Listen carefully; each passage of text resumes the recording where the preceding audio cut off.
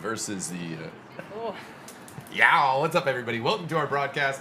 We are here today with the Oregon Onyx versus the Arizona Sidewinders here for the Western Ultimate League.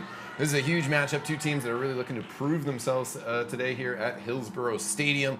I am one of your two commentators today, Jeff Eckstein, and I am joined by Jelly Boyden. How you doing, Jelly? I'm doing great. I'm excited for this wonderful game in Portland, well, Hillsborough. But we've got some great people here at Hillsborough Stadium taking good care of us, so thank you. But we're excited for this game. Beautiful weather here in Portland, so let's get this started. Yeah, certainly. We had the coin toss and captains making their decisions. Onyx choosing to receive the disc.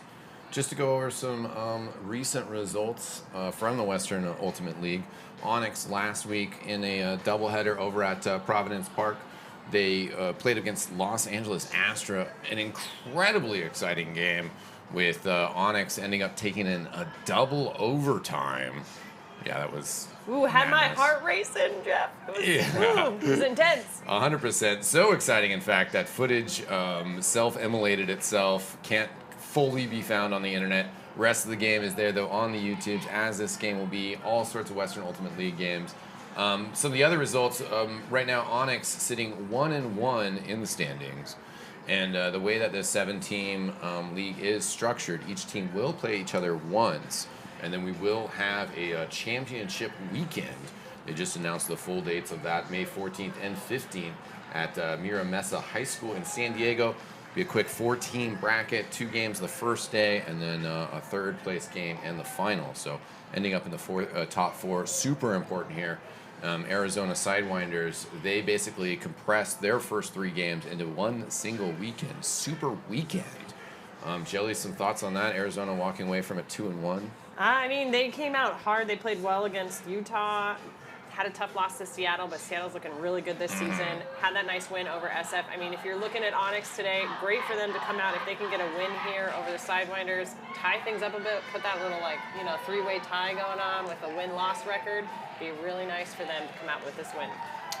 Yeah, real interesting, kind of that this season, 6 games, just this first season for WUL. And in some ways, that kind of, both teams are in a different place in the season. This is the 4th game for Arizona Sidewinders. They're 2-1. There's actually kind of a lot of pressure on them. If they lose this game, they're going to be in the middle of the pack. Going forward, it's going to be really tough. But if they win this game, they put themselves at 3-1. And obviously, all these teams really looking to establish themselves in this first season. Onyx, their first year as a club. But they also, are in this place that the Sidewinders are looking like a very capable opponent in the league. If they can get the win here, put themselves at a 2-1 record with that in the bag, they're really going to be looking forward to the rest of the chase going towards championship weekend. What do you think are some of the key points here, Jelly, that Onyx might be trying to adapt from last week to take on this Sidewinder team?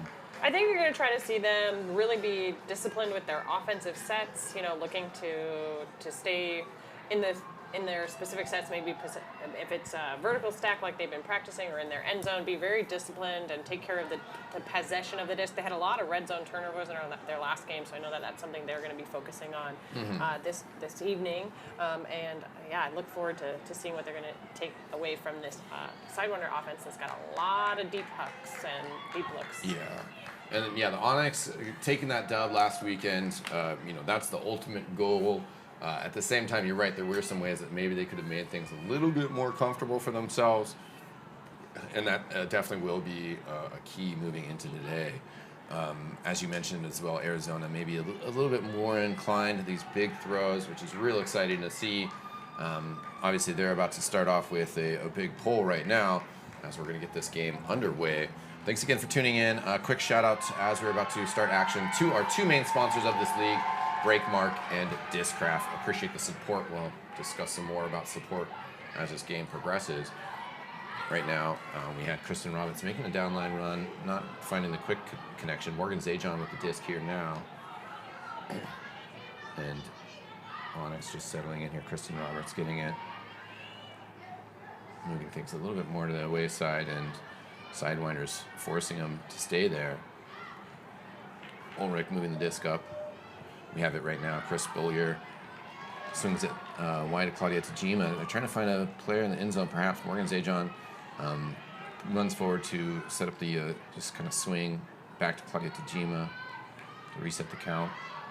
Nice disc to Amanda Ulrich, but maybe do have a call. Appears there's a pick on the call. Pick on the field. Player will catch up. And the pre-stall being counted out. That's 4 seconds for the players to move around before the disc is thrown. And a nice floating disc into the back. Going to be an easy catch for Kimber Coles. Kimber Coles always great finding the end zone. Always great at coming up with those grabs when no one else might be ready for it. Kimber Coles always there. Yeah, good separation from their mark. The Sidewinder player covering her. But Kimber, yeah, quite elusive on the field, able to get that separation, get the score. And Oregon up 1-0 now, getting this game started. Great way for them to start this game. Look forward to seeing what Arizona's going to come back with. And we'll have 4 12-minute quarters if you're a newer fan of Western Ultimate League. Just getting used to this format. There's a few small changes from kind of the typical traditional Ultimate rule set. Probably the most important being kind of the 7-count stall to promote action. Yeah, it goes a little faster than that general 10-second stall count. Pole going to swing a little bit wide, just barely bouncing, staying in bounds. And the tap here, swinging the disc over to Carly Steiner, almost getting defended. Great bid by Rachel Egan there. Yeah, strong defensive effort and really kind of just letting the Sidewinders know what the tempo of the Onyx pressure. Here's a deep disc here, thrown by Ari Nelson, but going to be a little bit too far. Ari Nelson, they put a little bit too much power on that. There was a little bit of wind kicking up earlier today. The stadium is a bit of open air, just not too many buildings protecting it from the wind, but the wind has died down, so pretty great playing conditions right now.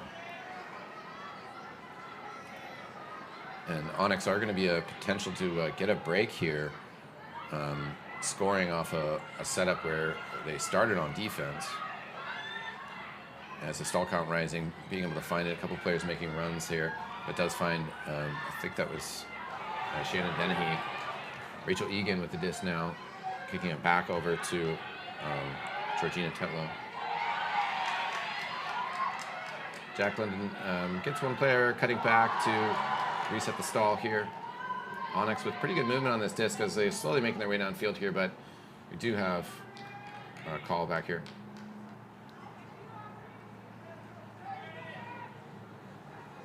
It's hard to tell what the call is on the field, but maybe a travel? Yeah, Priestwell comes out here and the disc will just swing over here to Amy Turner.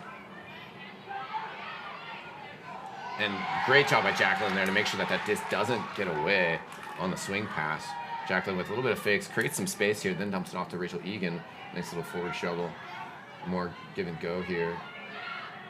And nice centering disc. And that's Aubrey Bishop with the disc. Going to the far side here. Onyx, just good control, making sure that they're throwing easy catches. Aubrey Bishop going for the end zone here. This will be, yeah, nice body movement there. There's a foul on the call, though, from the Sidewinder defender. Yeah, that was Ari Nelson for the Sidewinders up against Julia Sherwood here. Observer ruling no foul. That is a goal for Julia Sherwood. She's happy about that. You might not be able to tell. She's got a little facial paralysis, got a little spell of Bell's palsy going on, but she is looking good out there despite maybe having a little bit of tape on her face. Yeah, Aubrey Bishop, they had a really nice just kind of fadeaway shot there to Julia Sherwood, and Julia Sherwood also kind of just using the body to block out there. And I think that's where the discussion was about a potential foul, but I mean, it looked like clean play to me, and the observers seemed to back that up as well. I agree. Yeah? Yeah, let's pull up a quick little instant replay of that shot before we get the next poll here. And yeah, there's Aubrey Bishop with the dagger over the top here, and yeah, maybe a little bit of a shoulder there, but at the same time, I mean, you're just holding your space, and that's fair play. Yeah, that's just two players been playing together for a long time, making that great connection, and Julia Sherwood coming up with good spatial position. Firing up the Onyx crowd as well, who's some people still getting to their seats here, but we got a nice crowd with us here at Hillsborough Stadium, and a nice pull from the Onyx. Looks like we've got Onyx out with zone defense, trying to probably get some of those deep shots taken away from, put a little more pressure on these handlers for Sidewinders. Certainly many varieties of zone defenses, but those are the two main keys. Are are they playing play or are they playing zone? Right now, a lot of pressure around the disc. At the same time, Sidewinders are able to kick it wide, get it out of there. Alex Daniels holding onto it for a second before now it comes over to Caitlin Kaiser. Oh, there we go. The defense pays off. That's Mila Likonen, who actually has a birthday today. Yeah, let's see if she can get that disc back and Yeah, make a real birthday treat. Ooh, yeah, right now, though, it's Aubrey Bishop. That disc is going to go wide, though. Lindsey Wilson, they were looking for it downfield. Mila Likonen turning 30 fun today. So, again, congratulations to them. Hopefully she can get another one of those Ds and make it an even nicer birthday throughout the game today. Yeah, getting the break there certainly would have been nice for Onyx to be able to go up even further on the scoreboard here. Just right now, 2-0 lead. Sidewinders doing a good job of just passing the disc around, looking for open people downfield. Yeah, they're, as we mentioned in the pregame, a little bit known for being more of a team that hucks it downfield. Megan Maxfield getting it towards the sideline. Now they're kind of reasserting it back towards their main handlers. Caitlin Kaiser picking it up again. But the suffocating zone defense here from Onyx is certainly making the Sidewinders kind of hesitate with this build-up. And they're just kind of having to kick it back here. Helen Eifert helping out with Caitlin Kaiser. And there's really no reason for Onyx to get too involved with trying to break up these small passes because they're in the lead and there's no clock pressure here necessarily. Sidewinders real jammed up. Now they're trying to open up gameplay. That's JC Jones, who had a huge black last weekend. Other players down there, however, it's going to be Cynthia Thomas pulling it down for the Sidewinders. There is a call of some contact here. Might just get a break for a second. I think Cynthia Thomas, you can maybe see that on the replay real quick, out there discussing this with Lindsey Wilson and the observers.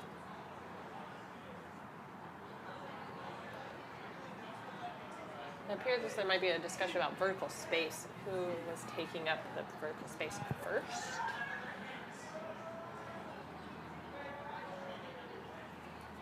And one of the tenets of Ultimate is spirit and just players discussing through these fouls with each other, the observers helping out. And the observer just ruled there, no foul call. This will stay with the Sidewinders.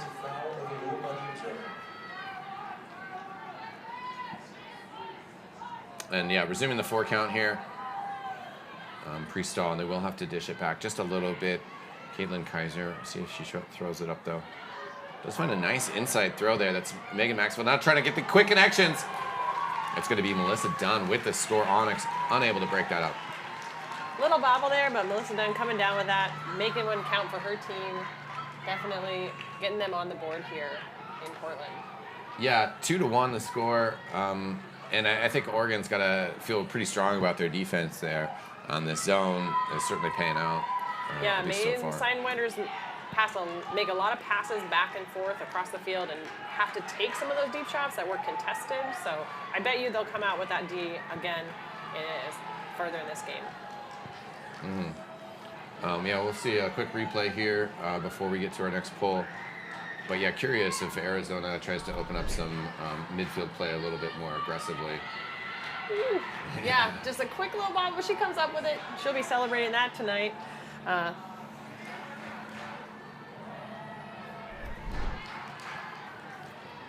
Yeah, Arizona, they've had a busy early season, as we mentioned, but a little bit of a downtime before playing this game. And pretty much sure they're able to travel with their main roster. Oregon Onyx are missing Allie Steinfeld, number 12, who was a big player for him last week.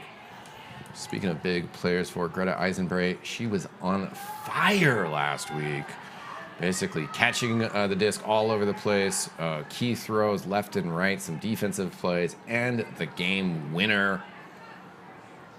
So she was out there training it up, and we'll see what she can get going on this offensive push here for Onyx. Claudia Tajima now getting the disc. Bit of a stall count. Nice swing pass around to Kimber Coles. On the home side of the field here, forced pretty close. Kristen Roberts finds Danny Renzo looking deep here for Kimber Coles. Should be able to just smoothly run onto it. Finds a second score. Kimber Coles is out there making it look too easy to find the end zone. Again, just nice space and a great flow from Onyx overall. I mean, obviously, Sidewinders are trying to do what they can to disrupt them on this defense. It just doesn't look as effective as how it's going the other way right now.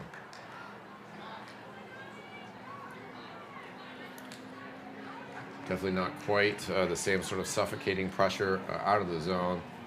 As we head to this instant replay, though,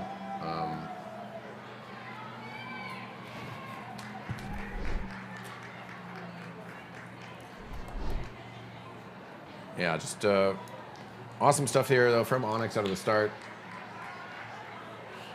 3-1 on the scoreboard here. Quick view of this point scored here. Kimber Coles, open space. Nice decision by Danny Renzo there, noticing where the defense was of the Sidewinders. Now, Sidewinders have the disc, middle of the field here. That's going to be LP Aragon finding Cody Lippincott. But Georgina Tedlow coming up with that D, just reading that field real well. Yeah, Aaron Donahue not able to get quite the clean grip on it. And quick turnaround here. Onyx, Aubrey Bishop pulls it in, stays in bounds. It's good. With enthusiasm, she's going to punch that disc down. Aubrey Bishop just laying out for her team all over the place. She did it last week, and she's doing it again today. Massive plays from Onyx. Morgan Zajon, pick it up, Aubrey Bishop. She was just doing a great run there off a quick transition. We're going to get another view of that for sure.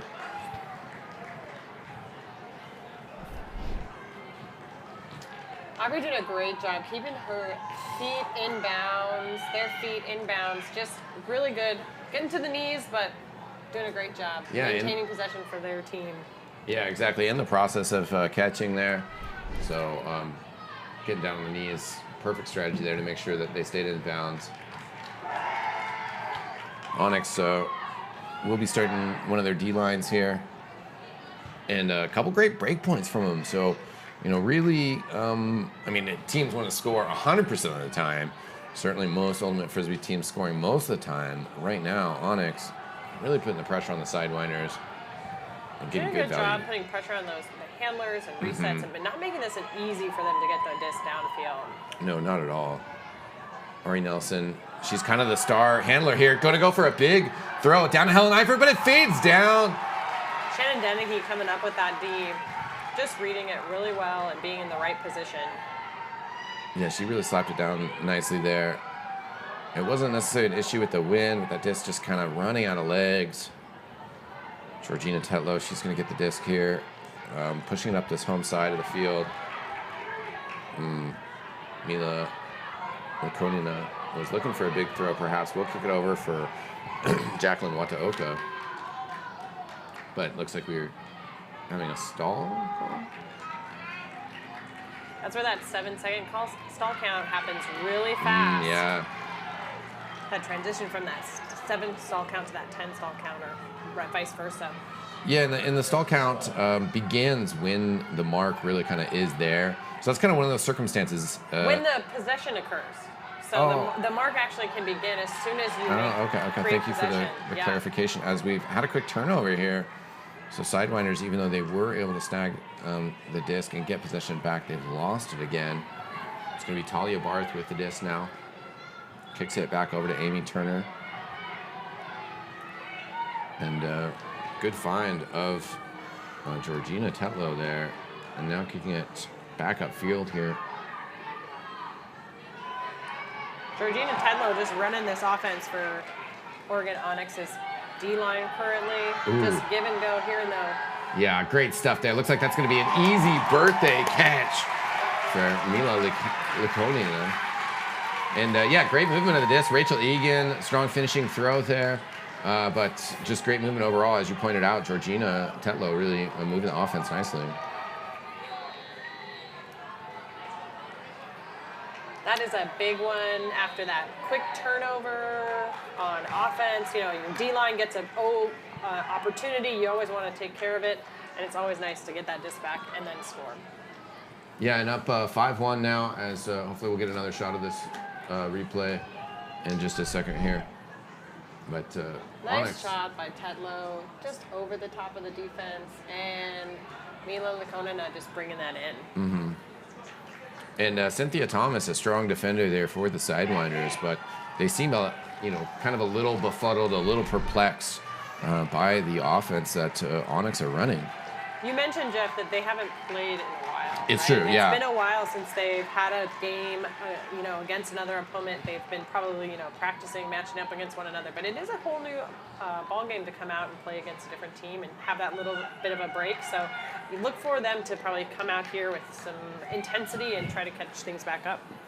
Yeah, and their coach pulling the team together for a huddle, trying to just kind of make some possible changes there, just some sort of adjustments to what their strategy is.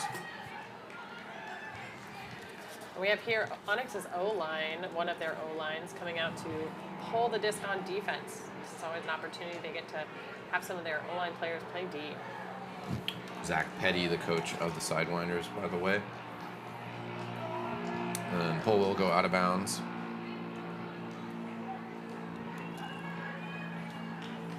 Looks like Carly Steiner is going to be bringing this out. Certainly one of the key handlers for the Arizona Sidewinders. Speaking of key ingredients for their team, I don't see their mascot, Striker the Sidewinder, on the sidelines. An unfortunate absence. It might be a little too cold here in Oregon. Nice little hammer there from LP Aragon, one of the cooler throws. I mean, all throws are great, but I like a hammer throw. LP Aragon getting that disc back again, kicking over to Carly Steiner. And now going to go deep here. Do have one player that's 48. Aubrey Dietrich, oh, nice grab. Greta, she can't quite get out there for it. Great effort there by Eisenbray on the D. Mm-hmm. But Diedrich just ripping that disc in. And this is a beautiful throw. This is a disc-based sports, and just that physics, that fade. You can get either the curves. There's just all sorts of wonderful shots that you can throw. And that one certainly kind of just away from Onyx, not going to be able to get the defense on it. However, we'll see that the Sidewinders and Dietrich, great pull down there. Especially going backwards, that's a really tough thing to do. Catch that disc on the leaning back. She did a great job. Yeah, swagged her way out of it as well. So, the Sidewinders were having fun in warm-up. I think that they just kind of need to get their rhythm a little bit more here, and again, also kind of figure out a little bit about what's going on with this Onyx defense. But they're getting an opportunity to get their D-line back on the field, and that's looking good for them. So we'll see what Onyx can do on offense. Helen Eifert with a pull. And Chris Billier will start things off, but quickly throws it over to Claudia Tajima. Yeah. Just a great run through D there by Melissa Dunn. Yeah, just a little floaty on that throw. Now finding Alex Daniels. Oh, wow. Great catch there. Liz Murphy. Good bid there, too, by Claudia Tajima. She's feeling probably a little bit of regret about that pass, that turnover from to Kristen Roberts, and just wanted to get that back. She laid out for her team. Didn't quite get it, but putting lots of pressure there on the Sidewinders. Nice attempt. Observer going over to talk things out, but I think we're going to continue with the pre-stall here. Did confirm the catch. Let's find Kay Powell, now Cynthia Thomas in the middle of the field, looking over there. Oh, Melissa Dunn! Oh, yeah, got a hand on it, but it also got knocked out there. Little bladey throw there, too, a little harder to catch. Yeah, those sharp throws, the sharp angles, not easy to sandwich with two hands. A little bit more difficult to pull in with one. Christian Roberts with the defense. Now it's Onyx with a big throw. Christian Roberts going deep, but will fade out of bounds.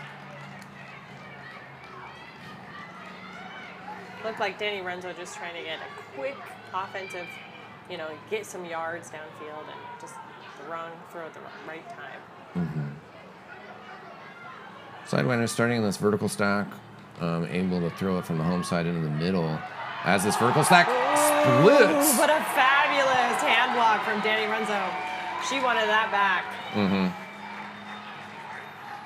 Yeah, nice stuff there. And Sidewinders, one of the times that we've seen them in a little bit more structured offensive lineup, of course, just coming off of the pole.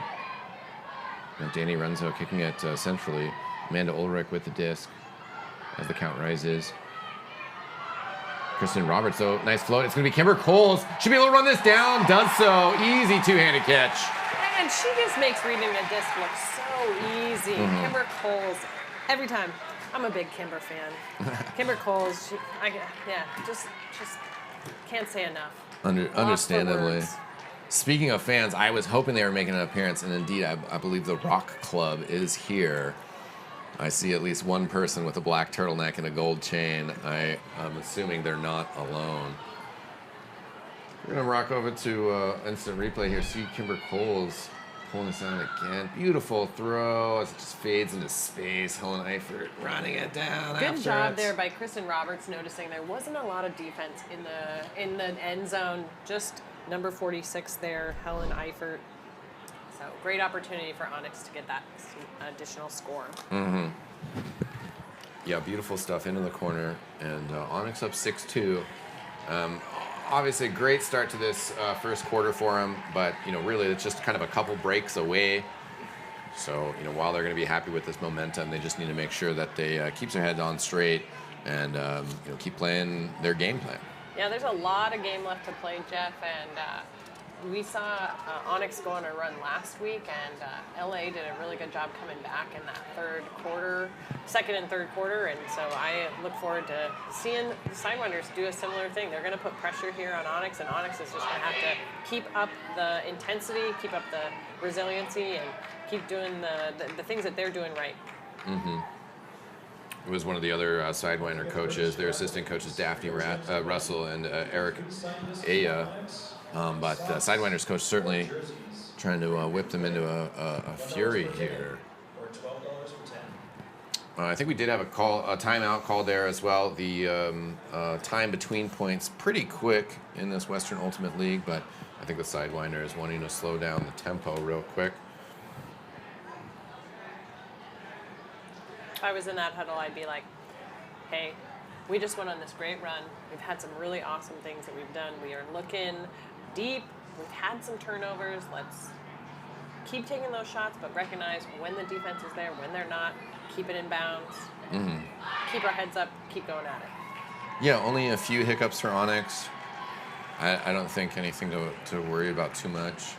Off your background coaching Ultimate, if you have a successful zone defense that's working really well in the beginning of the game, do you switch that up early before your opponents start to figure that out? Just to kind of take it off the field, kind of keep it hidden, or just keep running it until it stops working?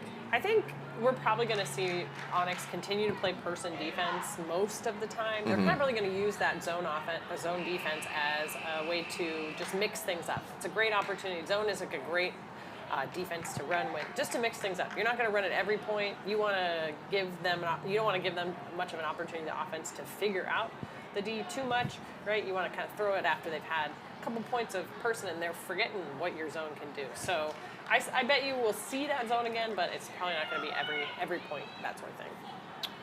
I think we need to see the local scoreboard get fixed as well. We didn't get through that first quarter, did we? Are we having that much fun that I just missed the whole? I think we are into the second quarter here. Okay, all right. We're having fun.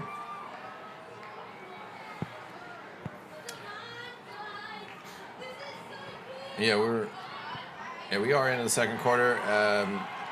As Onyx, we get the disc back here. Yeah, Amy Turner just putting on pressure on Ari Nelson, and making that a hard catch. It's been a great game of frisbee so far. Of ultimate. Oh, Aubrey. They pull it down cleanly here. There will be a hand up by the observer, and the disc does get away from the Onyx player, but There is a call on the field, I believe a pick farther downfield, and it was not acknowledged by the thrower. Yeah, so disc will be pulled back. Not a huge deal there. Quick shout outs again to our sponsors, Discraft as well as Breakmark. And also, of course, make sure to follow these teams on Instagram and Twitter. Like and subscribe. And right now, though, Aubrey Dietrich going up huge. Big, long throw, trying to run it down. What do you think of that stab, Jelly?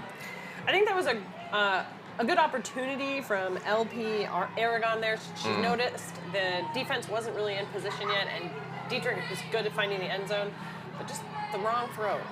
Yeah, Shannon Dennehy gets the disc now on the sideline. We'll find Rachel Egan. Good little quick passes here as Julia Sherwood gets the disc. Now looking for something deeper. Can she find Jacqueline Monteoko? And she does.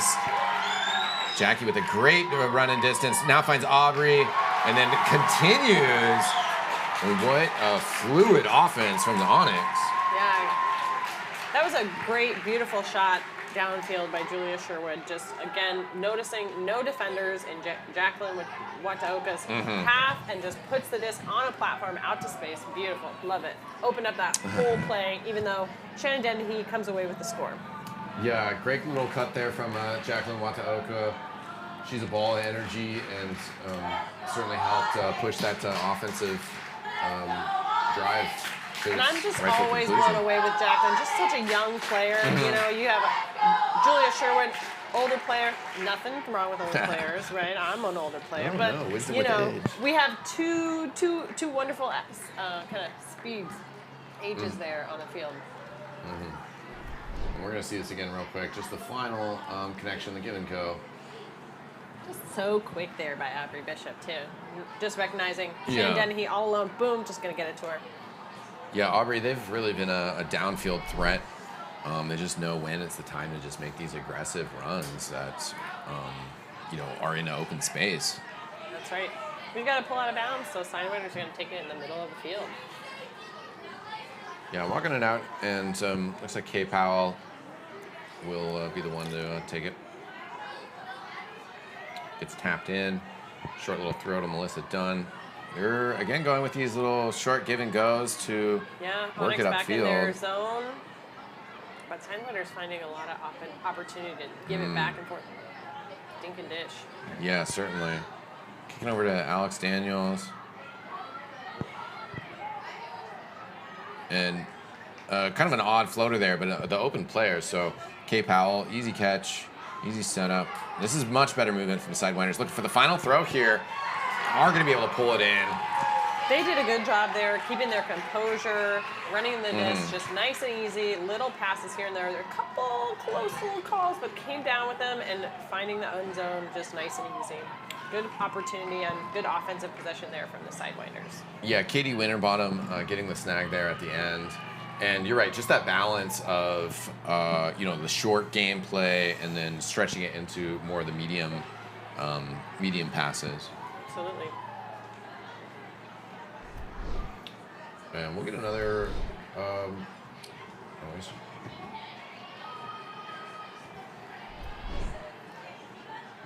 Yeah, here's our replay. Big snag over the top of Chris Billier. And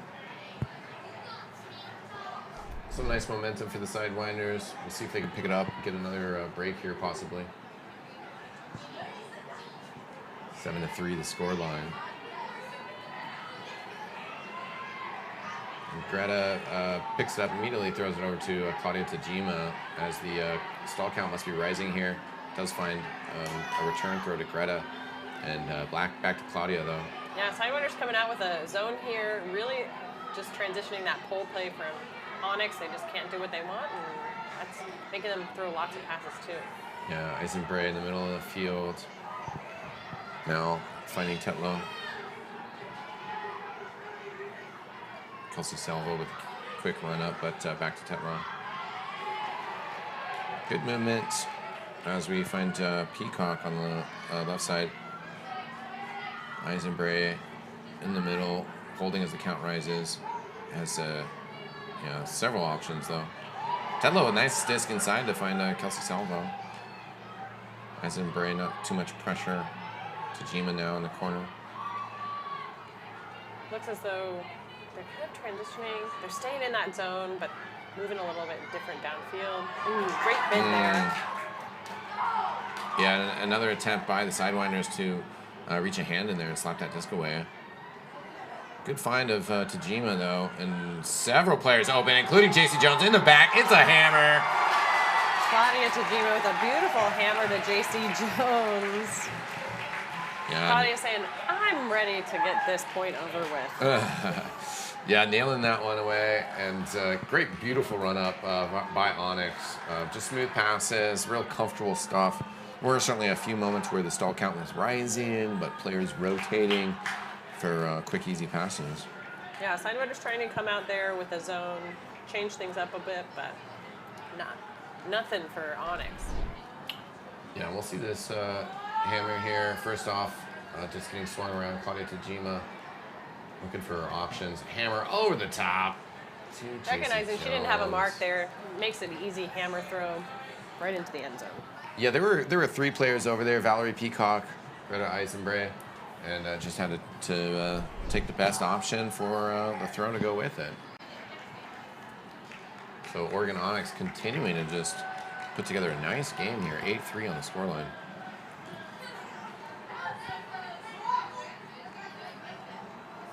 Pull out of bounds.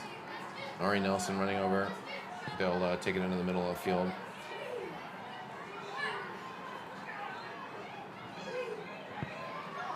And 8.5 on the clock here. And play will continue when the clock hits 0 until the end of the possession in progress. Right now, Carly Steiner, nice find, and Cody Lippincott. Sidewinders looking deep now. However, the disc, it's gonna bang into the ground before Jade McLaughlin can get a hand on it. Just didn't get enough air up under that. Yeah. What were you thinking about that Sidewinders offense? That was looking a little bit more comfortable and composed.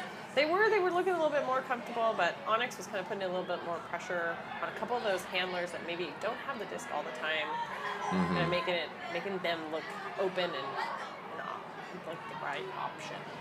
Yeah, this is the D line out here for Onyx. However, today they've been playing quite strong. Jacqueline Wataoka getting the disc and pressured. Rachel Egan has it. Thought maybe they tried Aubrey Bishop deep. Onyx Stack doing a good job for the most part, staying pretty disciplined to stay in the middle of the field, one cutter at a time, one reset. And Rachel Egan being spotted on the left-hand side. That's a good throw up by Shannon Danahy. Stall count rising a little bit. Ooh, Jacqueline, a little bit physical play there. Yeah, and I think maybe a little miscommunication there, thinking the disc was going to Wataoka, ended up in Sherwood's hands, and the defender kind of got cut between the two. Yeah, just a brief pause here, get tapped back in, and okay. Appears there may also be on the call on the throw. There's some discussion by Egan and Dietrich.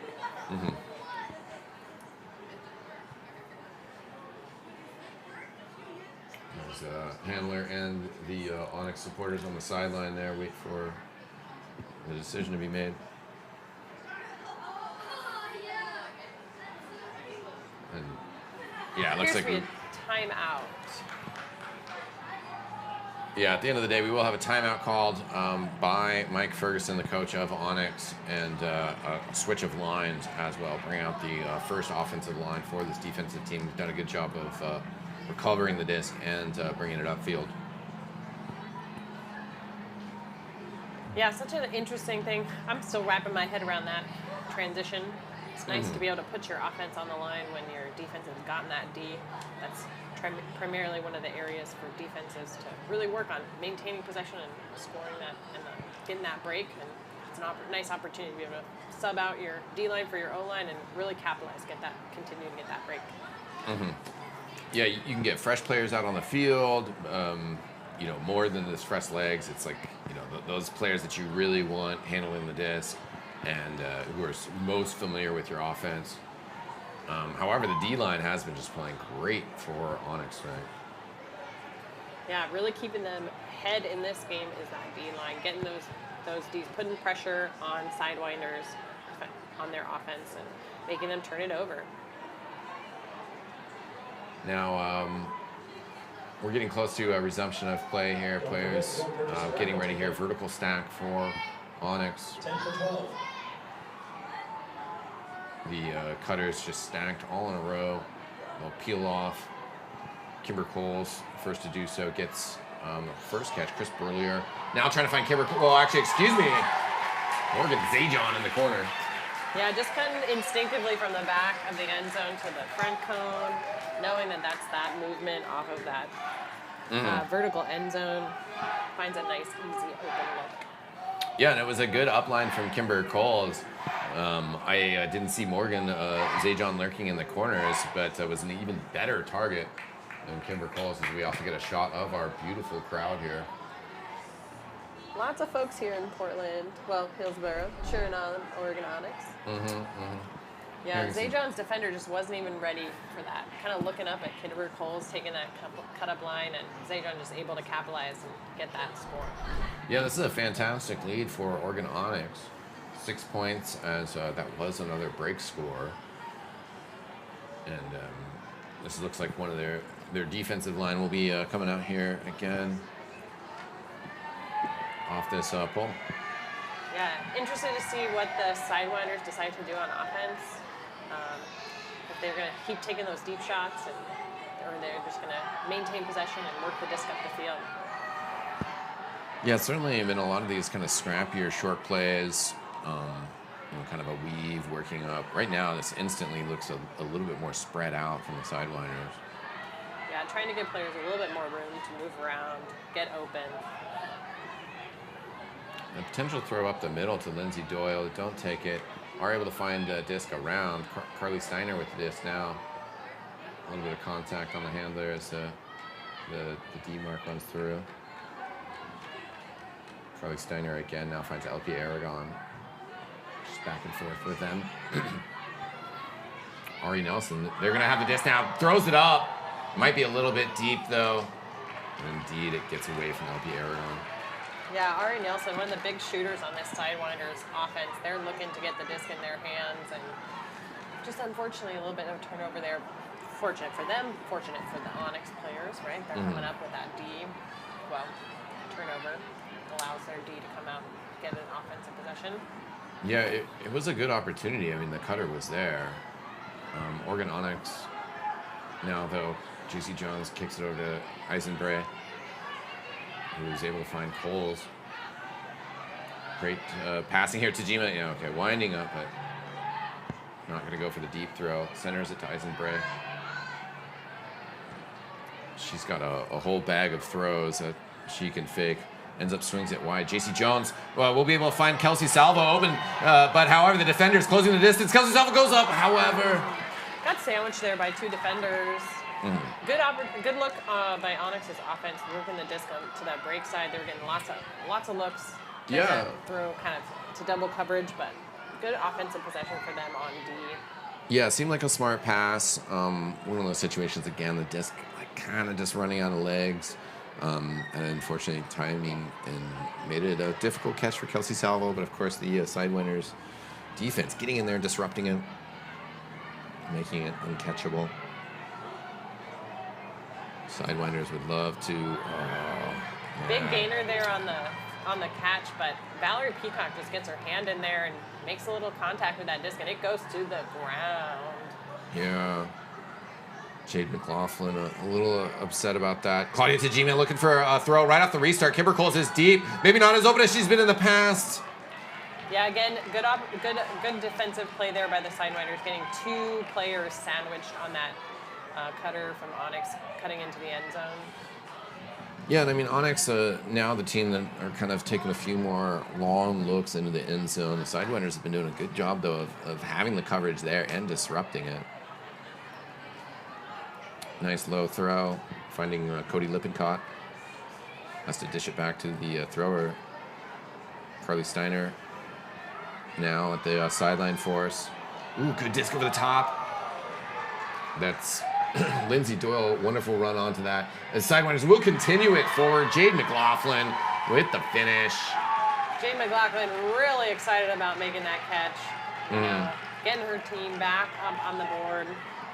Yeah, strong catch by Lindsay Doyle.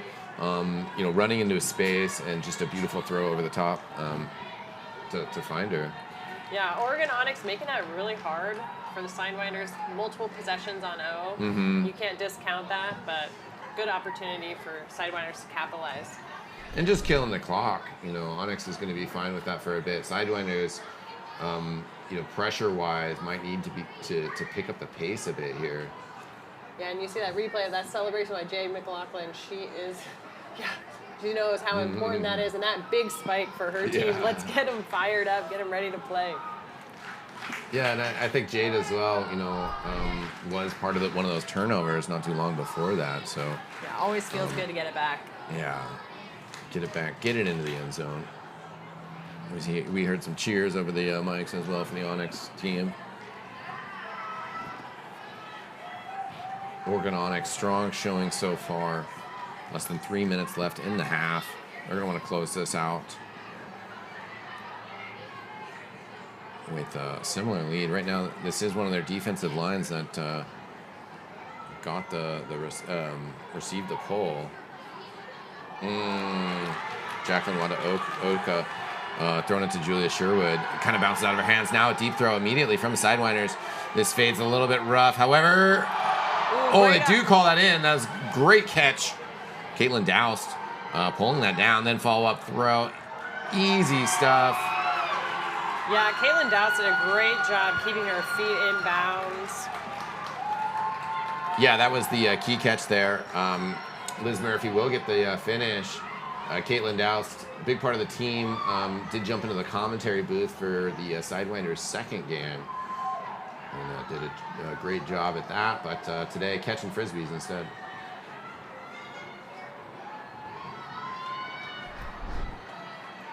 Yeah, we get to see this catch here. She just does a great job maintaining possession, knowing that her feet are staying in bounds, even if her body doesn't. Yeah, just gets those toes, forces those toes to stay down. And makes a nice shot just over the top where there aren't any defenders for that score. They are looking fired up. They're ready to kick this into second gear here in the second quarter. They're like, we don't want to be down by this much. Let's get it back together. No, and a good job on that play as well. Subtle stuff, but Helen Eifert running in front of the defender, trying to just kind of further block and protect the receiver. Strong pull. Chris Biller will start things off, but immediately dumps it over to Tajima. A lot of pressure on the disc from the Sidewinders at the moment. Yeah, they're coming on that zone again that worked for them a little bit, making Onyx have to make lots of passes. Yeah, just bring that pressure. Amanda Ulrich kicking it over here. But Onyx will be able to find some players on the home side. Now it's Kimber Coles. Yeah, Onyx doing a good job of spreading the disc wide, even though there's lots of passes. They're utilizing the whole horizontal width of the field to kind of break this zone apart.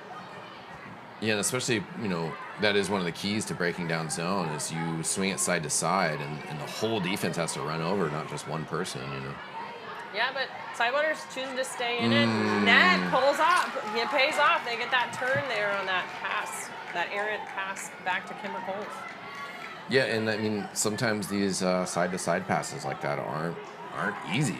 Just the way that the pressure is coming in, and Zajac says, "No, I'm getting that back." She just makes a great play over the top of Thomas. And also players, that's Kristen Roberts for Onyx, running downfield immediately, trying to stretch out this defense, the Sidewinders, before anything can really get set up. Onyx also going to walk it up a little bit here. To the spot on the field.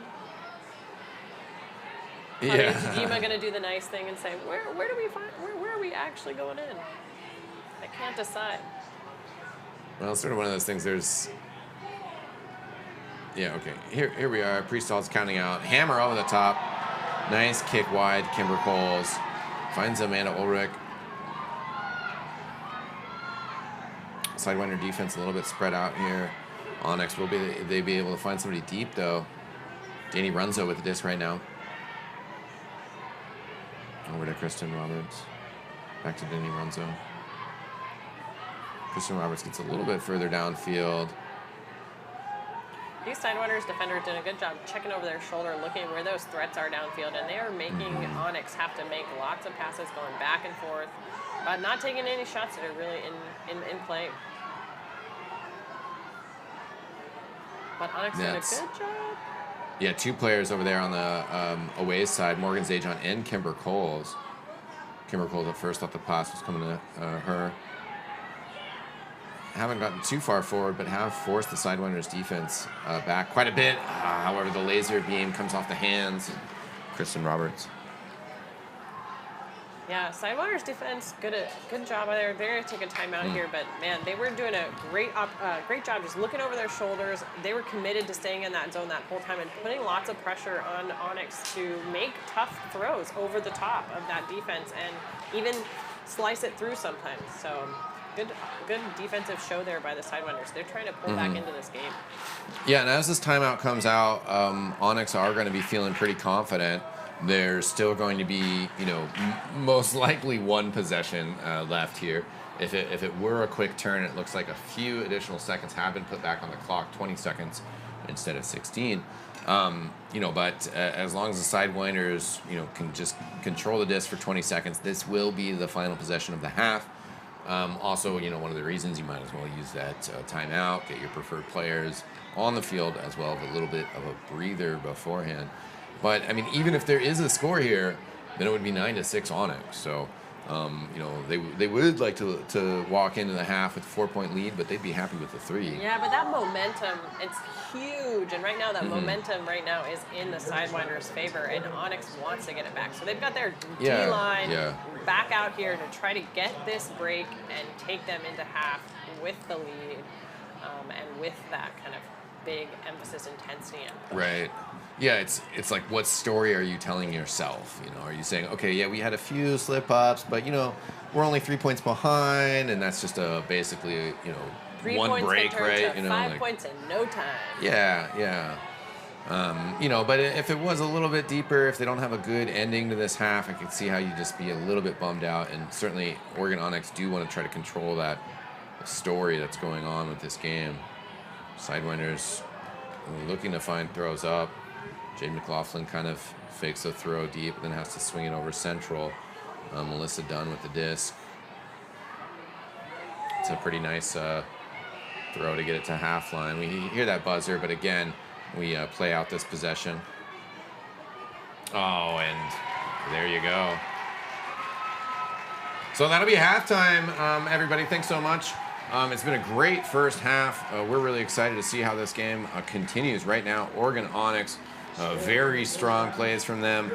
Great offensive tactics, great defensive tactics. They're in a 9-5 lead. Jelly, any quick thoughts before we take a break here? I think that defensive hold there for Onyx was huge. They're, finding that way to, stop that tempo of the Sidewinders and really get themselves back into this game and say, hey, we're coming back in this second half and we're going to take over again. That's going to be huge. So I think that was a really important stop for them defensively, even though it was a slightly bad throw that out of bounds, but I think they were putting on that pressure and they really wanted to make that kind of create that turn going into halftime to kind of get that momentum back in their favor. So look for that to help them come out really strong in that second half.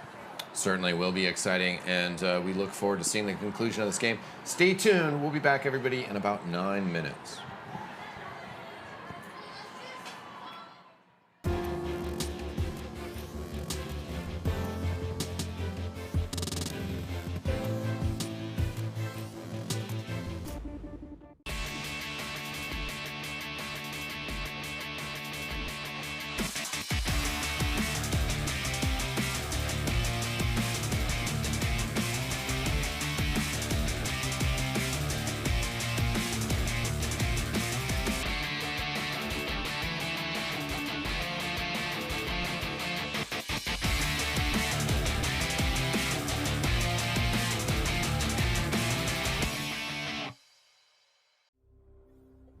We believe that women and non-binary athletes deserve to be seen and our abilities showcased for the world to see. We believe in perpetuating Ultimate by establishing professional teams and developing future generations of players. We believe players of all identities and backgrounds deserve an equal opportunity to be recognized and lauded for our achievements in our sport. We believe in sustainably and responsibly creating equitable and accessible avenues for women and non-binary athletes to join and participate in our sport. We believe that being transparent, open, and responsive to criticism is critical, and that there should always be space to fix our mistakes, grow, and be better. We are the Western Ultimate League.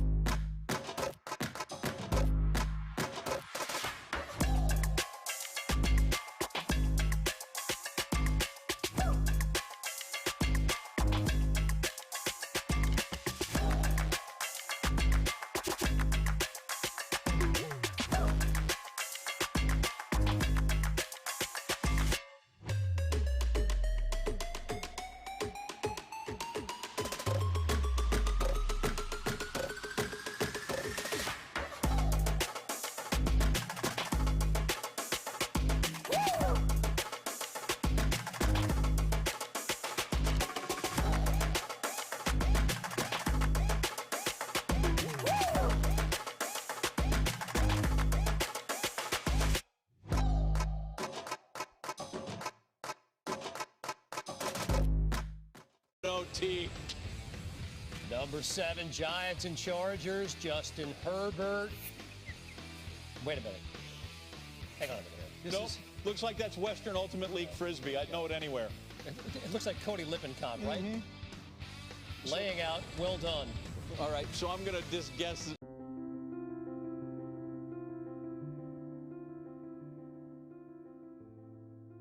I really want to show young girls that they can be athletes too. I've struggled with imposter syndrome, and I've really had to ground myself in why I play. I play because it's fun. I like to compete. I like to show it with my teammates. I like to push myself to be the best. And I think being out there and doing that for them and having other people see and potentially think that, hey, that can be me one day, that's really exciting. I know I've struggled in my own life to take up space, and I think that it's so amazing that the Ultimate Field has changed that for me. That I can get out there and I'm like, no, I know I am a good cutter and I know what I need to do here and I know my role on the team. And I think that it's just helped me open up so much. It's also led to more confidence for myself, and I really want for other women and non-binary folk to see that, oh, they're out there doing this. How do I get into that? What does that look like? What's my role there? I really liked a combination of both endurance and shorter, more competitive sprints, and then also going up directly against players. And I think that also is what attracted me to Ultimate as well. Understanding what you're capable of doing is just a really great experience that kind of drives you to just get better at those individual skills in sports. My Ultimate story, I've been fortunate to have coaches and friends and the community to encourage me to be the player that I am today and ultimately fall in love with the sport of Ultimate. So I hope that the Western Ultimate League, like this program we have today, the Open Side, we continue to connect and welcome new fans and future players and continue growing this community that we all love. I think hopefully one day that someone will fall in love with the sport as much as I love it. I think that's the biggest thing for me, is just knowing that we're giving an opportunity and visibility to the sport for young women. It's the best thing. One more time. Oh, yeah! Oh, yeah! Baby! Cody!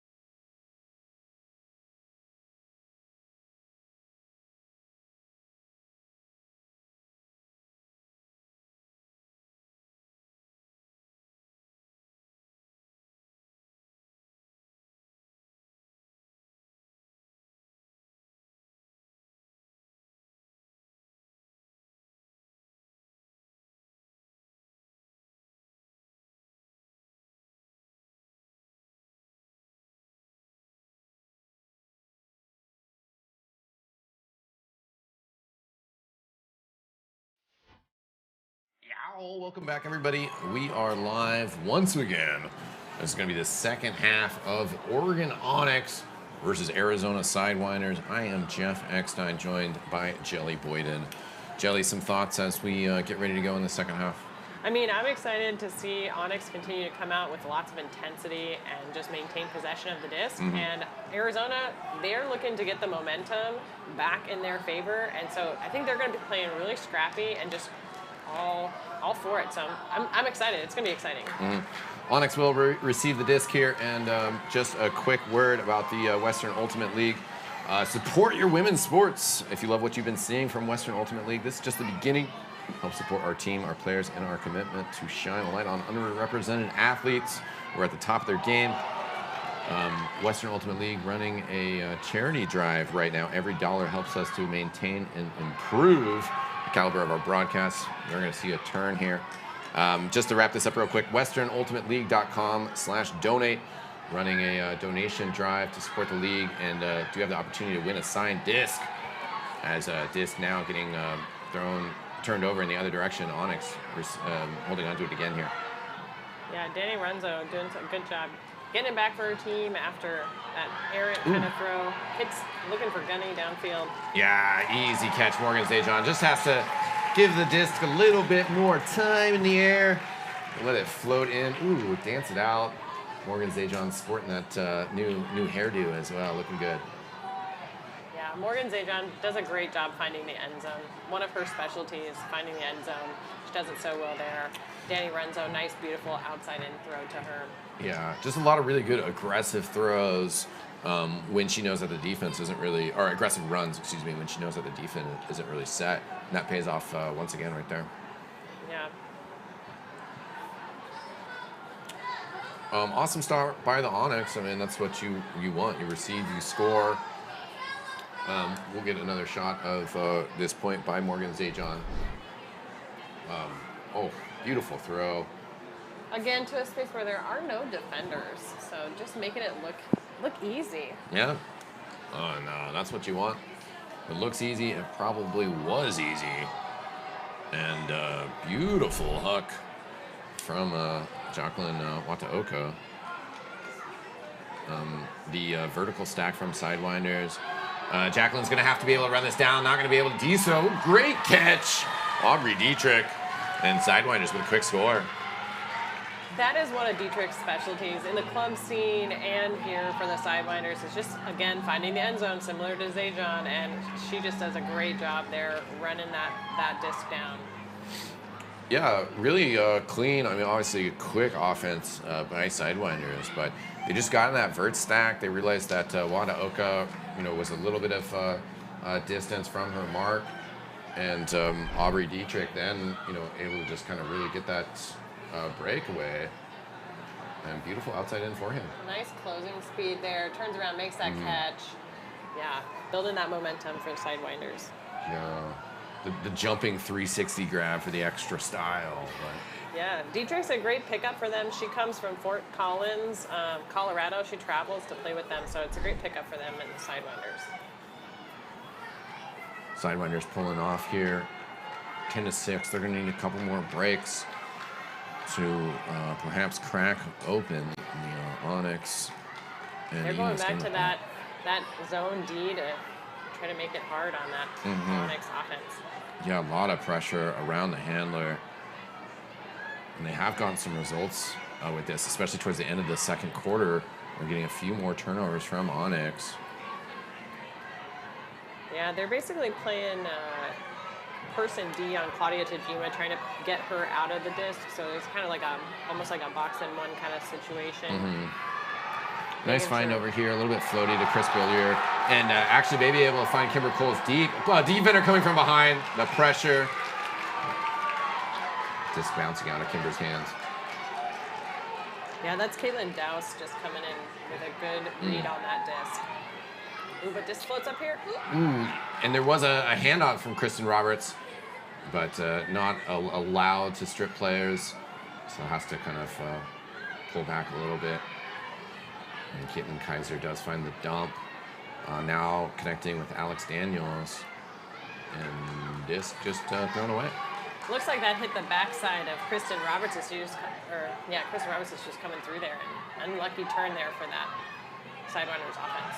Yeah, Onyx will take that bounce.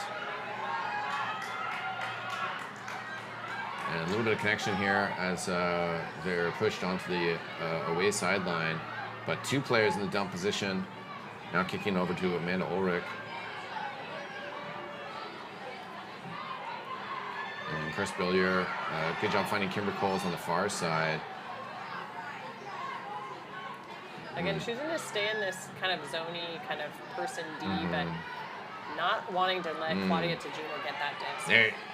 And Kimber Coles doesn't score, but good connection here. Chris Billier was in great position to get this inside catch earlier, and the catch does come in. Claudia Tajima stays in, but there appears to be a pick as Claudia was moving into that position. Tajima just sneaking through those Ds, getting a little probably up, frustrated with that nice person, kind of intense D there by 26. Yeah, that's Alex Chang. Yeah, Alex Chang. Not letting Claudia Tajima get out of her sights. And it looks like players still discussing it a little bit, but I think the referees are confirming, and we should be getting our pre-stall reset count here in just a second. That pick called just will go back to Kimber Coles. And again, good movement by Oregon Onyx to get the disc up this far. Some of the Sidewinder players chipping in from the sidelines. Players still discussing how everybody should be stacked up, but the pre-call going live now. And then a timeout call. Timeout Onyx. Onyx calls that timeout there. Probably just, give their offense an opportunity to take a little breath, take a break, get back into the swing of things, make sure to get set up in end zone and be clear and concise about what they're going to do coming out of this timeout. Yeah, it's one of those things. All these points are important. You might as well do what you can to try to solidify things here, whether it's a set play or swapping a few players. But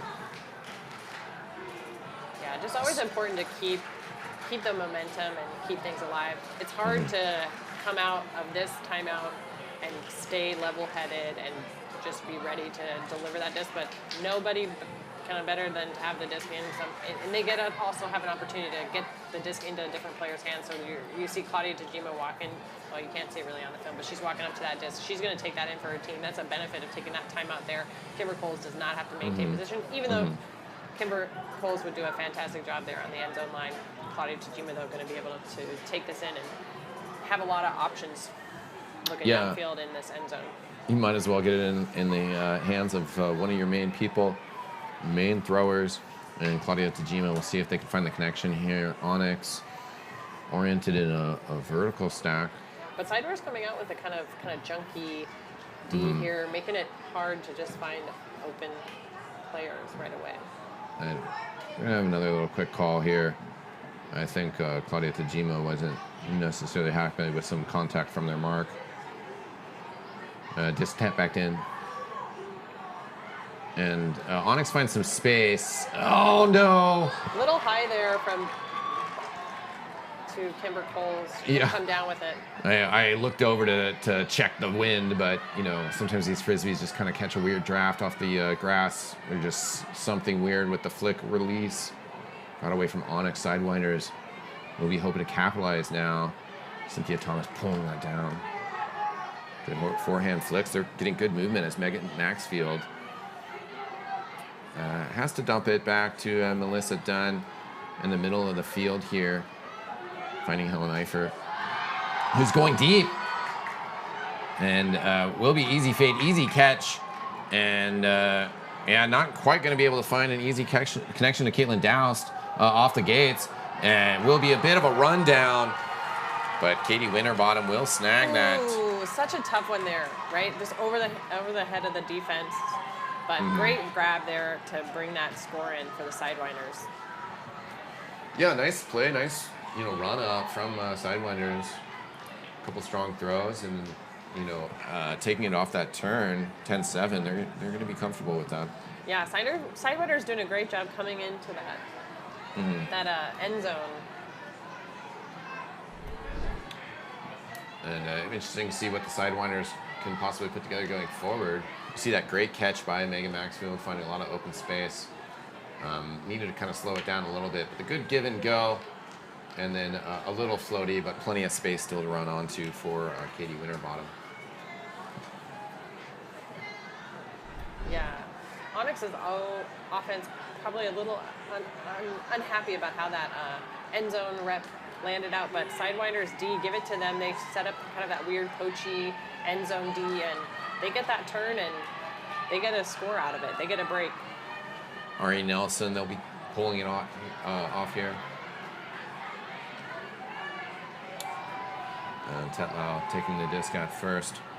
Now Runzo finds Eisenbray. Eisenbray, she throws it back central.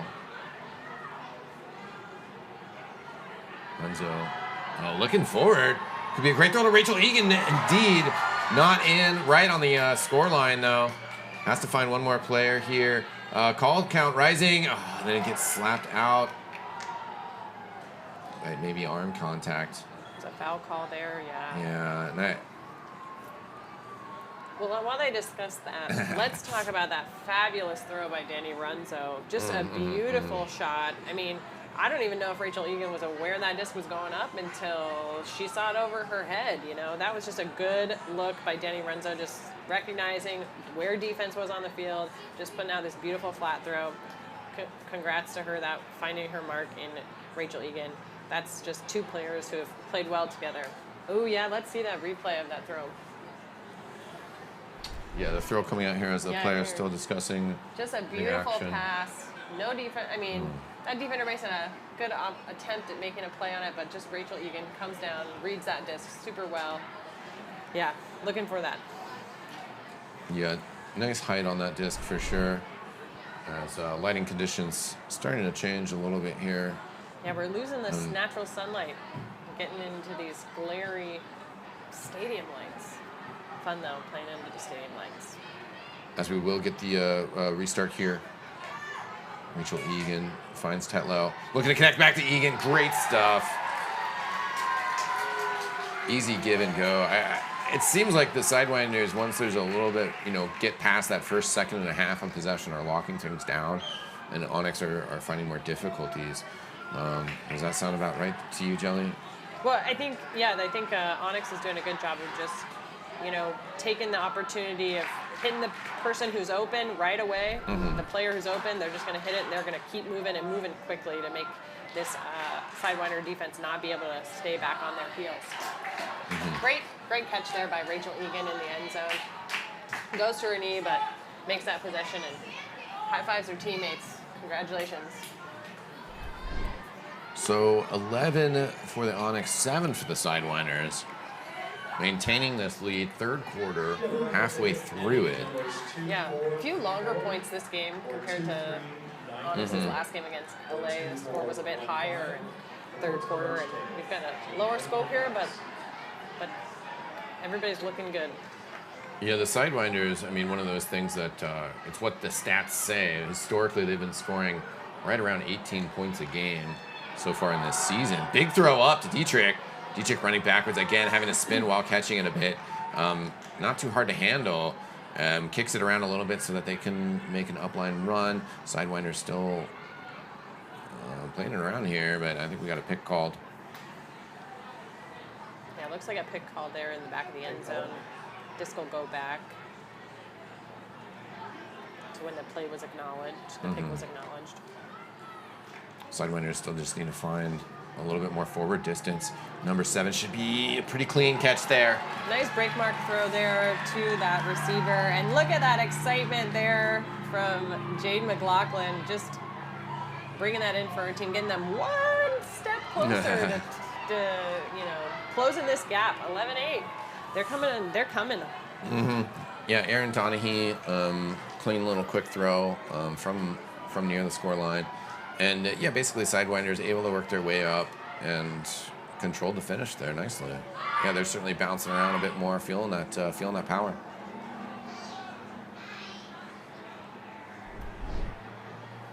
Yeah, this is a nice, beautiful break throw around Jade McLaughlin has to read that a bit, but no problem. And look at that celebration. She is hyped. She's like, let's get more of these breaks. Yeah, certainly. Sidewinder players hyping up their teammates. Trying to keep this fire going.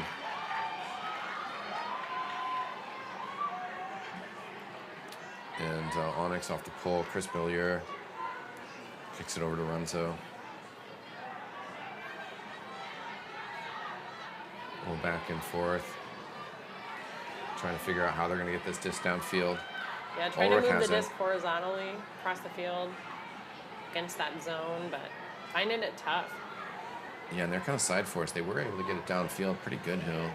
Christian Roberts now find Kimber Coles, Claudia Tajima. No real downfield targets, but good, slow, steady movement. Now a disc up top. Kimber Coles, but the defense! Ooh, a great bid there by number 12. A little bit of contact on that attempt with Kimber Coles there. You can see her still on the ground. But that was a good bid on the defense there. Making contact after making contact with the disc. It appeared. It'd be nice to see that one if we could get that on replay. See if there was some good contact on that. Kimber Cole's going to take a sub. That was a huge defense, reminiscent of J.C. Jones' bid last week, but of course the other side of the field with the big layout defense. Yeah, Megan Maxfield is a great defensive player for the Sidewinders. Often comes up with those D points and had in their first three home games. So looking for them to continue to make plays out there. And I think we had just one player swap on. Yeah, appears that maybe Morgan Zajon is coming in for Kimber Coles. Or, no, is that Amy Turner? Yeah, I believe Amy Turner coming in for Kimber Coles. So Sidewinders walking it up here, and clock has still been ticking under 4 minutes. Oh, awkward stuff, and that left-handed grab attempt. Onyx can't find an easy, quick pass in the end zone. The stall count rising. They're having to go with awkwardness. But however, but the sub for Kimber Coles, Amy Turner, feeling the Kimber Coles love. She comes up with that hard read, finding the end zone. Somewhat awkward, a little troublesome, but they pull it down. Yeah, Claudia Tajima put on a really great mark there, making that Sidewinder players just have to throw that zippy throw. I'm not sure who it was there who had the disc there, but Claudia Tajima's mark there, just putting on pressure and making that hard for that receiver to make that catch. Onyx here excited, I'm sure, that they are going to get an opportunity to be back on D. And again, just getting that disc, we see that stumble there. That's again that pressure of forcing those small. Yeah, Danny Renzo can't find a reset, but looks over the top, and Amy Turner just keeps her eyes on that disc, brings it down. Nice job. And certainly an awkward arc on that disc. Yeah, she's not even sure how she caught that. Looks like that replay. Yeah. She's a little like, whoo, starstruck, but she got it. Yeah, nice work, Amy Turner. Some of the key Sidewinder defenders were present there, including Cynthia Thomas. Sidewinders with the disc now. Ari Nelson. They kick it out to Lindsay Doyle on the sideline. Now Cody Lippincott holding onto it. Has to dump it backwards here. Nothing too crazy. LPA Aragon does get a little bit of space for the disc. Doyle now whipping a big backhand. Curving in though, but I think the defender's going to be here. There is a hand on it from the offensive receiver. As Dietrich not able to pull that down. Defenders did a good job there of just sandwiching Dietrich. Didn't give her a lot of options. Aubrey Bishop, nice throw. Oh, the legs are still there though. And well, Amy Turner, she's a little disappointed with that one. Throws her hands up in the air, but good catch there, and just unfortunate to make that turn. She's wanting that back. Yeah, certainly were some nice plays strung together from Onyx. They were trying to string it into a full highlight video there. Now Sidewinders, though, have to work the disc back all the way up, 70 yards up the field. Gives Onyx a lot more time to put on more defensive pressure. And again, on this clock. With the lead, Onyx certainly comfortable just doing that, as you said, burning the clock, making Sidewinders work harder for it.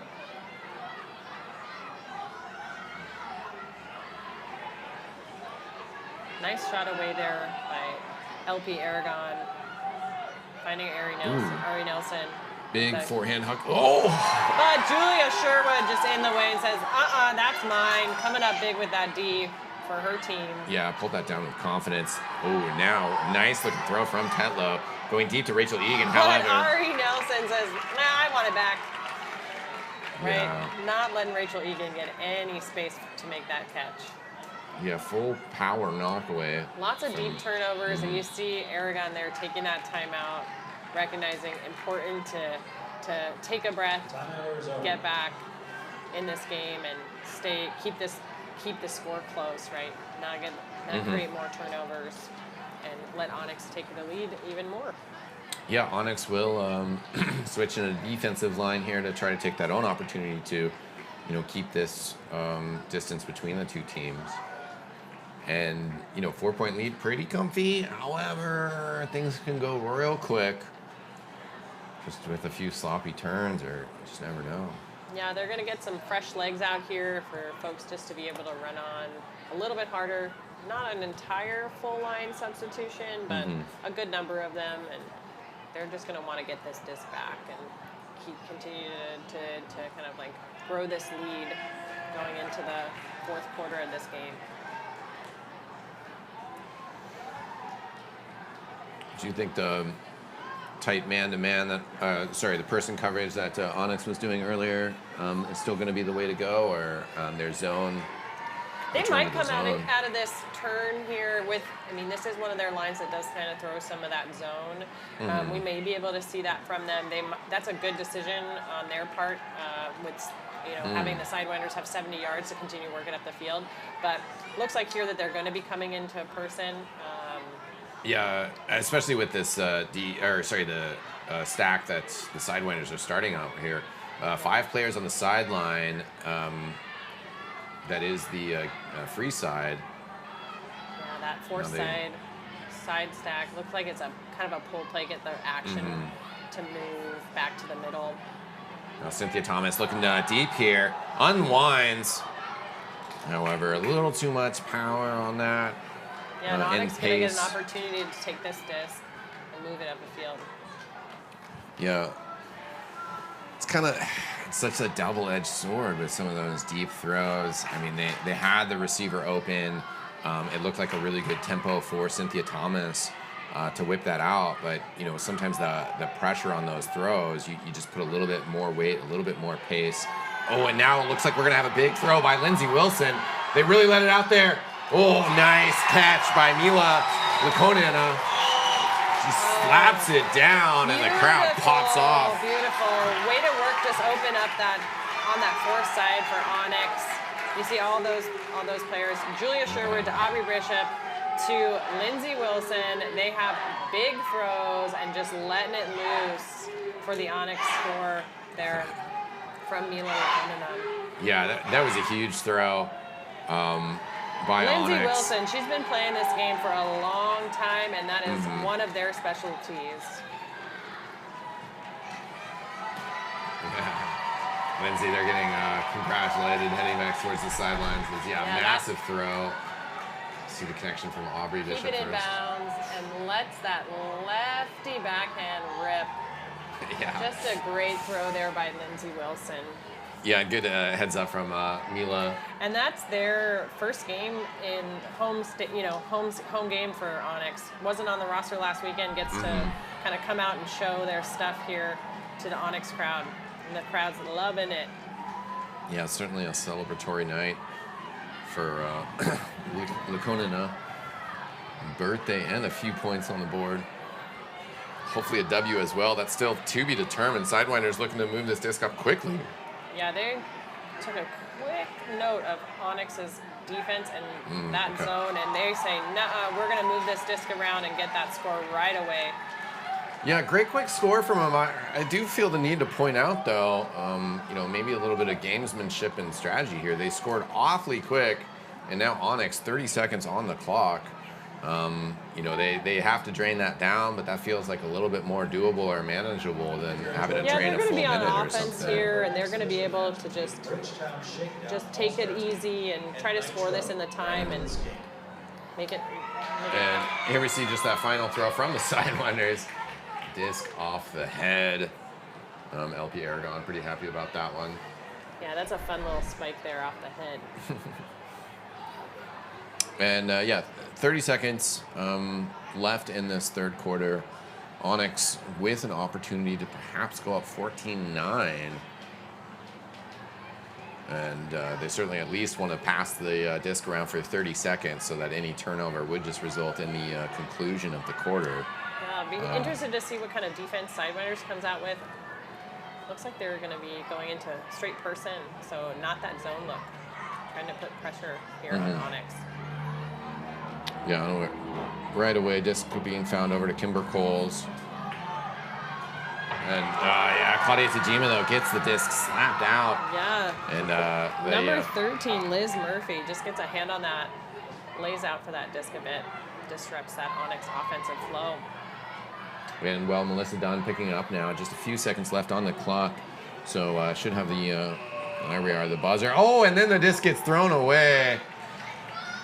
So, well, that's unfortunate for the Sidewinders. Onyx certainly, you know, would have liked to score. Yeah, a few of their players are kind of like, well, and, you know, there are a few rules about when they would still have a second to start their next possession, but I believe that's the end of the clock.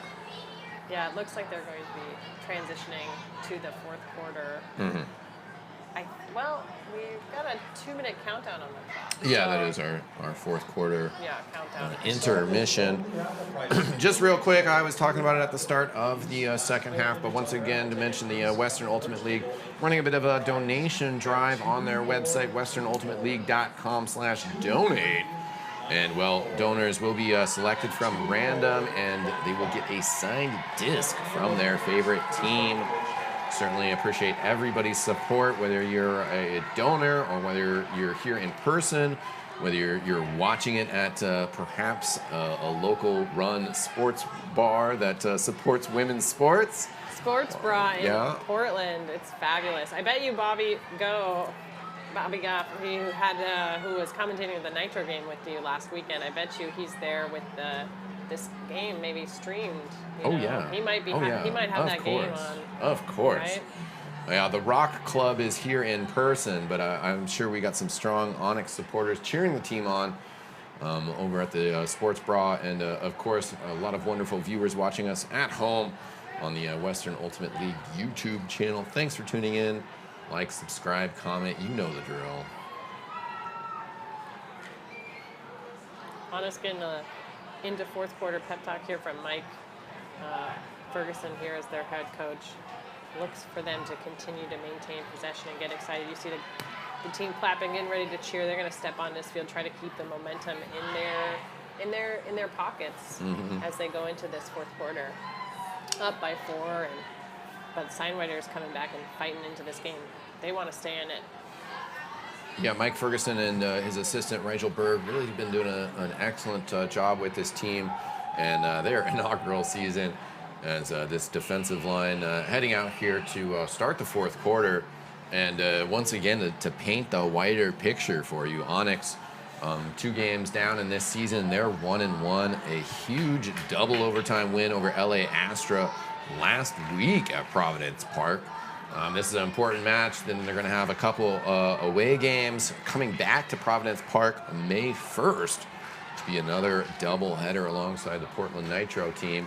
And so check that out if you're a local spectator. Tickets for that will be available and should be awesome. Arizona Sidewinders, this is their 4th game in the season, 2-1 record. They don't want to get a second loss here. That's right. This is a good matchup for these two teams. They both want to keep their rankings as best they can coming out of this game. Jacqueline Wataoka just unwinding a massive pull. Sidewinders, that's Carly Steiner trying to go deep here to Ari Nelson, but slap away from Amy Turner. And Sidewinders try to go deep quickly. That's kind of their MO. I haven't been keeping that score, but it kind of seems like they've had more misses than hits on some of these long passes. Ooh, great catch there by Julia Sherwood. Just showing her stuff of just being willing to get in between 2 different defenders and come up with that disc. Yeah, and the Sidewinders playing pretty passionate defense. Signal does appear to be a travel and discussion between the two players. Sidewinder playing says, I don't know. Maybe you change direction just a little bit. Yeah, and Georgina Tetlow just trying to say, well, this is where I landed. This is my pivot foot. Play has resumed. Oh, no. And off the chest of Amy Turner was starting to look upfield. Now Sidewinder's looking upfield. Big dagger coming in here. And it looks like Jade McLaughlin will pull that in. Jade McLaughlin doing a good job finding the end zone for her team this game. Just being an option deep for them on those turns. Amy Turner feeling probably a little bummed about that drop there after that D, but keeping the stats alive and keeping Onyx still ahead in this game. Yeah, great start to this quarter for the Sidewinders. Not much more that you could ask for there. We're going to see this again. The quick grab, the quick put up. Again, just no defenders in the area, and Jade McLaughlin will just come on down with that, celebrate with her team, and get them fired up. Get another break out here.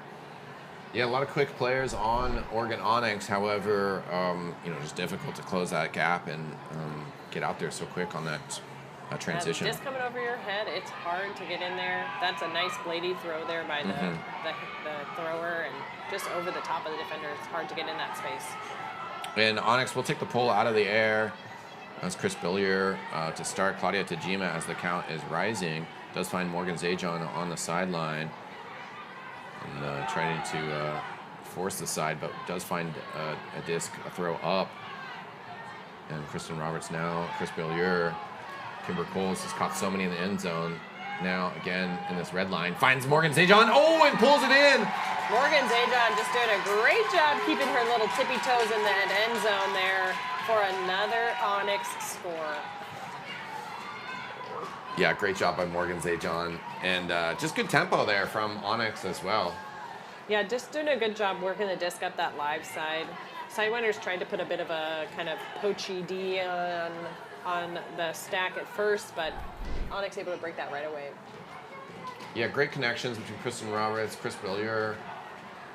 Here we see Kimber Coles with the disc on the sidelines. Morgan Zajon kind of in the center of the screen right now, and then just cuts in here, finds the open space. Aggressive move that, Katie Winterbottom just couldn't really keep up with there.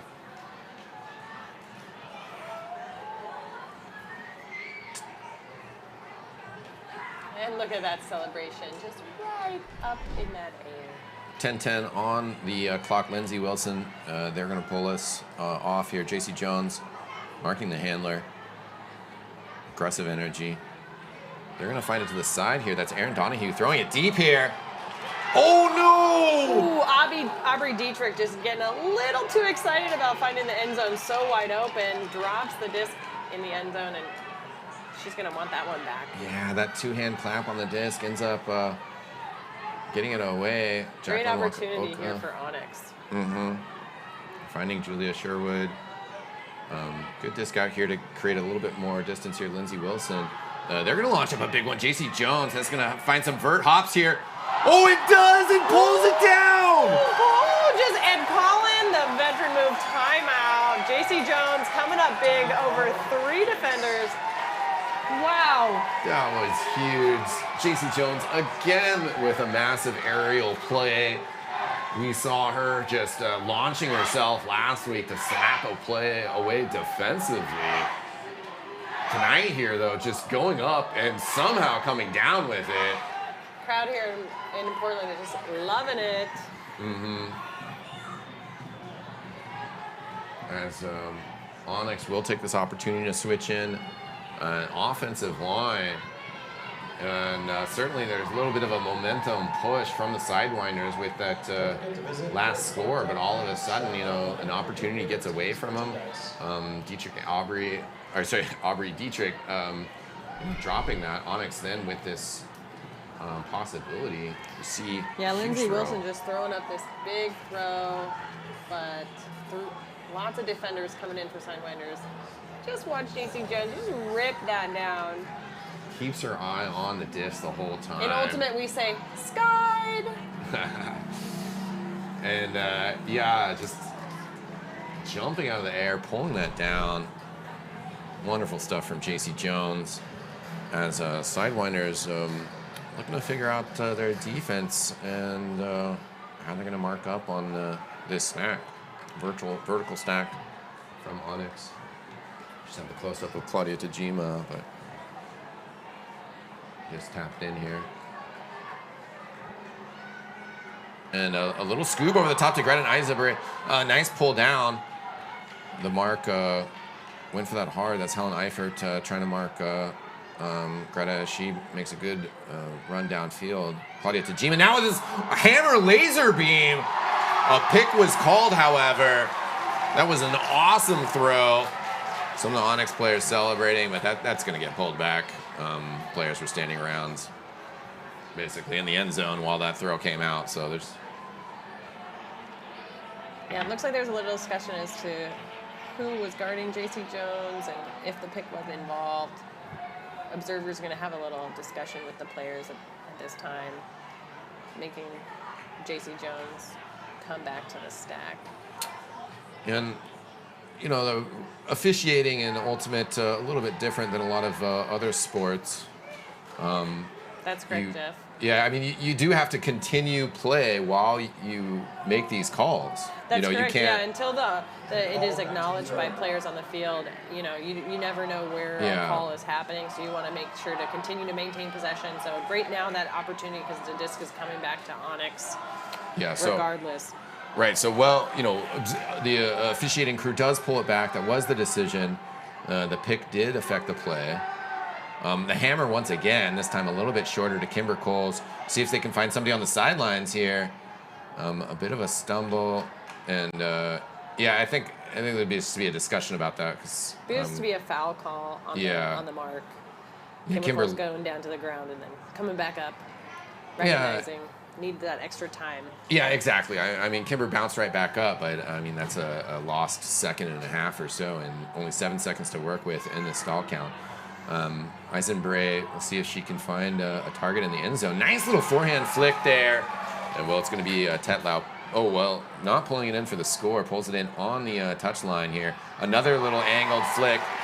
And, well, it's going to be Valerie Peacock for the score. But it appears there might also be a stall count call. Oh, some other players on the Sidewinders are issuing a goal. It looks like it is a goal, but there was a discussion maybe about the count. Yeah. Good sportsmanlike play there. But yeah, in Ultimate, players make their own calls, unlike the observers, the referees. They're there to kind of be a second backup. They know the rules. They can come in and help players if there are some disagreement or that sort of thing. So awesome there to see the players be able to make their own calls. Yeah, and there certainly are some circumstances in Ultimate where you have these fouls off the disc. Yeah, Georgina Tetlow just does a great job there, throwing around the defenser to Valerie Peacock for that score there. Yeah, and I think that actually... Not sure if she gets it, but... Yeah, and watching that replay, I think it was actually Greta Eisenbray who was indicating that they were picked. But then, you know, those pick hand signal, you just got to extend the palms up and it turns into a touchdown. That's true. And as long as the pick wasn't involved in play, the disc stays with Valerie Peacock there for the score. Exactly. So 8 minutes on the clock here. Onyx going back with this zone D, trying to force turnovers again from this Sidewinder O, but Ari Nelson just takes a throw right over the top to that wide handler. Lady forehand to switch it wide to the the far side of the field a couple throws ago. Now it's going to be Ari Nelson. They're taking it on the near side. Has to basically replicate that throw to kick it over wide again. And LP Aragon has to take a second with the disc, but continues to work this exchange with Betty Bash. Ari Nelson. Finds a nice hole between those two Onyx defenders. And then we'll be able to find the wide open player, Cody Lippincott, on the far side. Nice kind of series of connections there. Yeah, Sidewinders offense doing a great job there, just being resilient to pass the disc back and forth, find the motion horizontally until they can break through that initial kind of cup forward wall of that Onyx D, and then capitalize on it for the score there. And Cody Lippincott, a massive catch back in the Winter Cup that got on Sports Center. However, this catch a little bit easier. Yeah, no defenders in the way, and just put it on her head. I like that celebration. We got quite the variety of celebrations from the players in the world of Ultimate. Yeah, spiking. One of the fun ways to show your personality in Ultimate. You know, there's the kick spike, head spike, over the head, ground. Oh, yeah. You can do it anything. Oh, yeah. I saw a good pancake spike earlier. All right, the poll here, 15-11. The clock just about to hit 7 here as number 6, Claudia Tajima, starting off this offensive push for the Onyx. Not too much pressure from the Sidewinders as Onyx having a couple players back here to make sure that they can keep these dumps rolling around. Kristen Roberts picking up as the disc has crossed the half line mark.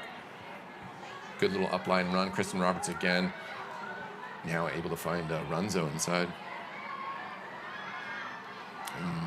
Kicking the disc over to Morgan Zajon. Kimber Coles, a couple other players making some runs. They're finding Runzo. Just need one more pass here. Might be able to get that. Yep. Nice run by Kristen Roberts into open space. Sidewinders did a good job there defensively in the beginning of that point, making Onyx have to work around and move the disc and in their kind of like junky zone.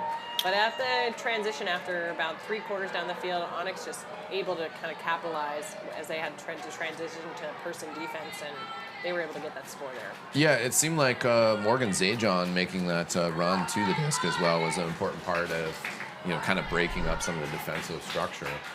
And right there, we just see that final finish on the sideline. Great throw. Just nice and easy into the end. Yeah. Easy execution. Onyx up by 5. 6:20 on the clock.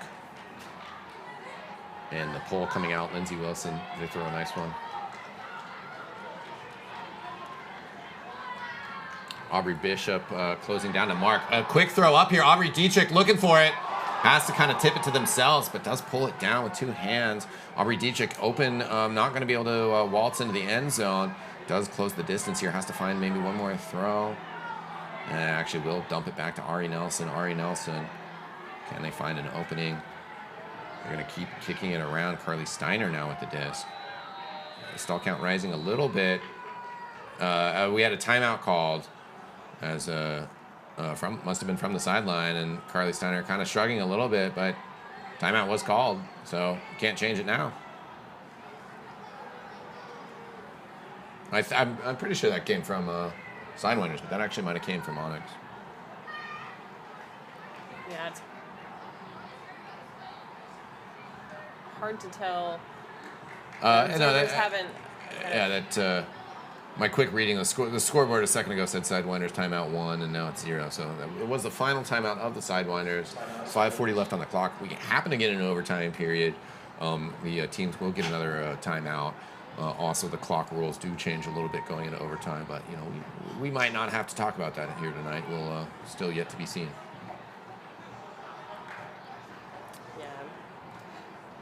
Unfortunate there that Sidewinders can't keep that score, but the timeout was called, so they have to go out and do it one more time. Should be able to get a moment, though, to set up and figure it out. The stall count was rising a little bit. Maybe not too many players open. Looks like that they're going to start off with this formation. 2 players on the side open to be dumped to. Yeah, not your traditional vert stack with 1 reset back. They're pulling 2 back, probably trying to isolate some of those cutters in the end zone. And just going to get tapped in here. And both the dumps were marked. Oh, yeah, you're right. Awkward throw. Yeah, LP Aragon does a good job getting separation there from Wadaoka, but just the throw kind of a little far for Aragon to make the play on.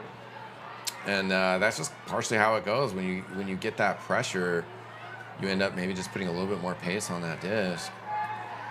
And Onyx with some good exchanges here.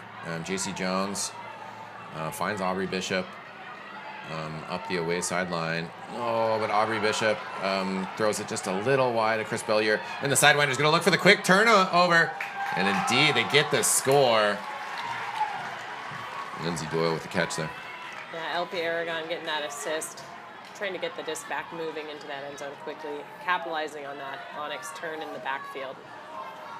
Yeah, a little unfortunate for Onyx as kind of breathed a little light into the Sidewinders. You know, Onyx would have been kind of happy at least killing a little bit more time. But unfortunately, still 5 minutes on the clock.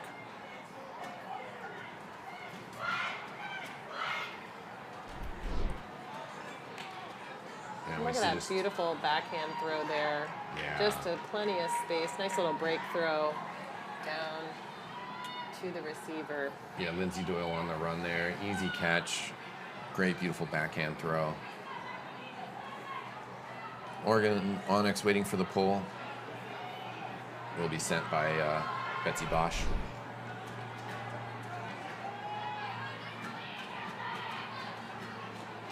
Onyx, Claudia Tajima faking a throw to Greta Eisenbray, then finds Kristen Roberts.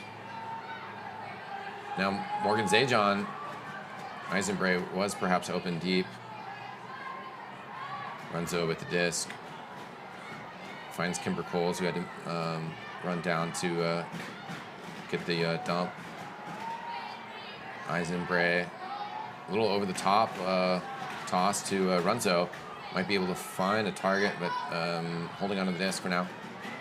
Finds Eisenbray. Good run up to the disc. Eisenbray looking for Morgan Zajon. Should be able to get the fade. Nice catch. Onyx burn about a minute off the clock and get the point.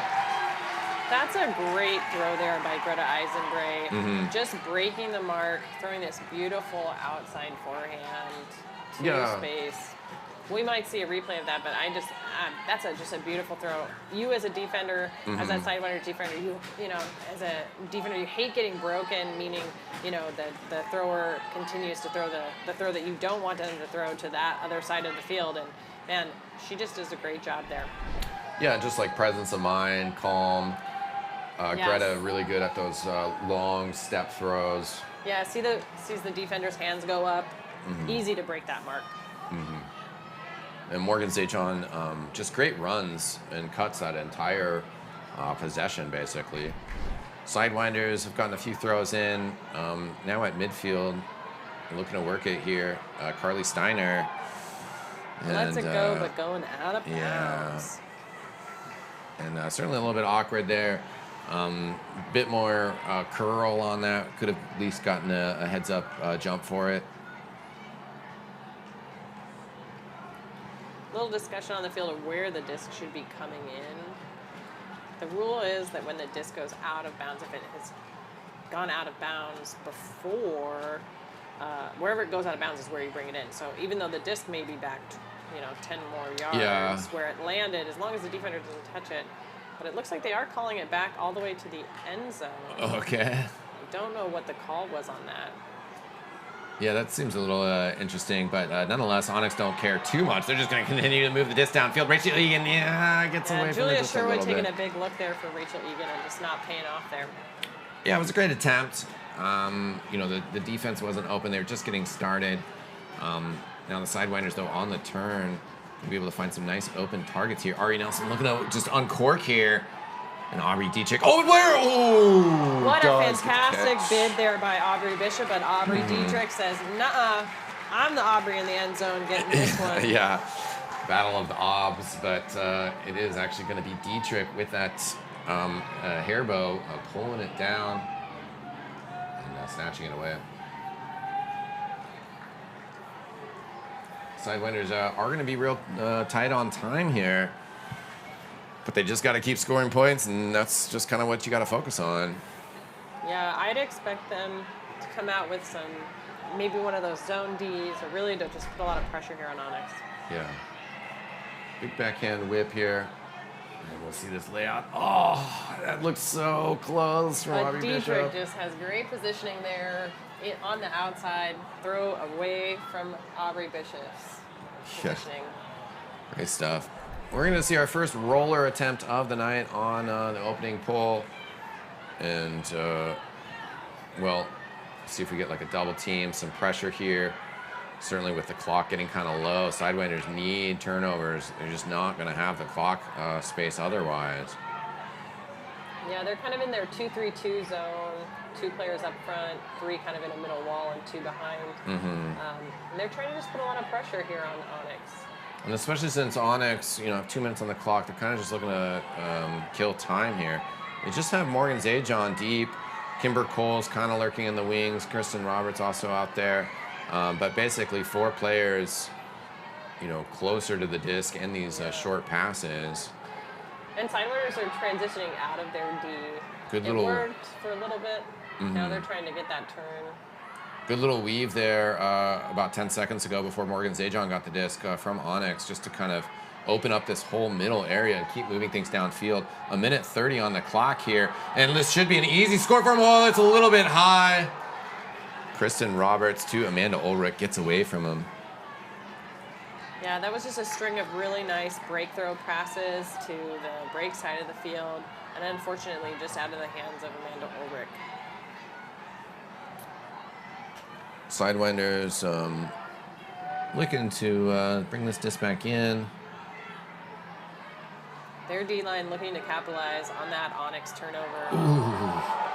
And the defensive bid attempts keep coming out here from Oregon Onyx. Chris Billier. Sidewinders maintain position. And another defensive bid attempt. However, it will pay dividends, maybe not directly. Sometimes it's just that defensive or that player getting in your vision, your line of vision, and you lose track of that just for 1 little millisecond, and then that creates that turn. Onyx happy to get it back. Sidewinders, not happy about that turnover. I'm sure. At this point, I think the Onyx just want to, run a comfortable offense here. They don't care too much about scoring promptly or slowly. I think just get a point on the board, just be comfortable, control the disc, air it out. Morgan Zajon gets it close to the end line. Okay. I was thinking just one more upline run. Has to hold on to it a little bit. Still holding on to it. The stall rising, but however, finds the player in the end zone. Open Danny Runzo. Just a nice little inside forehand there. Nobody on that defender on Runzo there and gets that score. Yeah, and 22 seconds on the clock. Oregon Onyx basically putting a stamp on this game as that control, that possession, running down that clock, getting another score here, which we will see one more time. But this is starting to look real comfortable for the Onyx. Great throw there from Morgan Zajon. Yeah, Onyx just doing a good job just maintaining possession of the disc there. Getting it back, right? They had to get a D. Their O-line had to get a D, and they did it. And 15 seconds left on the clock. This will likely be the final possession of the game. And Sidewinders are going to want to put one on the board as kicking it over to the central player there. That's LP Aragon, who's done a lot of their handling today. And now Ari Nelson throws up a big disc. And coming in here will be a catch. Jade McLaughlin bringing it down. And, well, a lot of long discs from the Sidewinders. A lot of them getting away from their team. Yeah. That one is a completion, but it doesn't matter as the final score, 18-14. Oregon Onyx with the victory, improving the record to 2-1. Another great put there by the Sidewinders to score, but not enough to come away with any sort of win here in Portland. Onyx does a great job this whole game, maintaining their possession. Just fantastic. Yeah, and for this first season of Western Ultimate League, it's going to be a challenge just because there's so many tough opponents, but also just the Sidewinders. They had 3 games early in the season. They had great performance in that, but a bit of a break before this match. Maybe we're looking a little shaky. Nonetheless, they did have some strong plays. Oregon Onyx, though, were just looking great in all sorts of ways tonight, strategically, tactically, and execution. They're just yeah, they all really over wanted it. to take away that huck game from Sidewinders in this game, and that was an area where the Sidewinders struggled in the first couple quarters of this game, and that's really where Oregon kind of just was able to take the lead and not really let go of it most of the game. Quick final shout out to Breakmark, one of our sponsors, as well as this donation drive being run over on the westernultimateleague.com/donate website. Our final sponsor as well, Discraft. And curious if you have the crowd definitely going off, cheering for their players as they come over and salute the fans. Jelly, do you have a star player or a player of the game, a play of the game? I mean, I would say, that last little bit, let's see, play of the game. I think that sky by J.C. Jones over the three, that, although that wasn't a huge scoring play, that really just showed kind of, I don't know, just the mentality of Onyx this entire game. Yeah. They came out, they had something they were going to do, and they delivered. And people all across, players on both sides, O and D were making plays, but that was a huge play by J.C. Jones. Just super, super great. As you hear in the background, Mila getting a happy birthday sung for them. Happy birthday once again to Mila Likonina, who certainly had some awesome plays today, turning 30 fun. I think I agree with you, though, that that J.C. Jones catch, magnificent, and just kind of one of those things that in the wider picture of the game, they're only up by 4.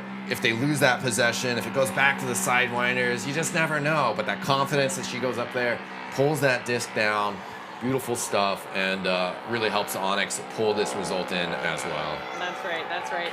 It's exciting. 2 home wins for Oregon Onyx here in Portland. One at Providence Park last weekend, close game against LA Astra that went into overtime, and then this great game here against Sidewinders. I know they're feeling good. Onyx is feeling good into their next couple games in May, and we'll see them at home again at Providence Park May 1st.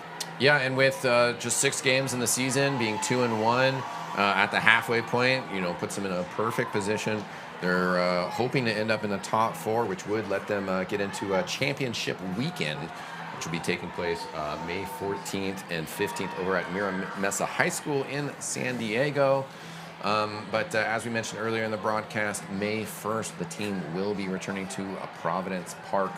I know that we're looking forward to seeing you there. Jelly, any final words before we wrap up? It's been really great here at Hillsborough Stadium. Great crowd out here to support Oregon Onyx. They came out, they had a great game.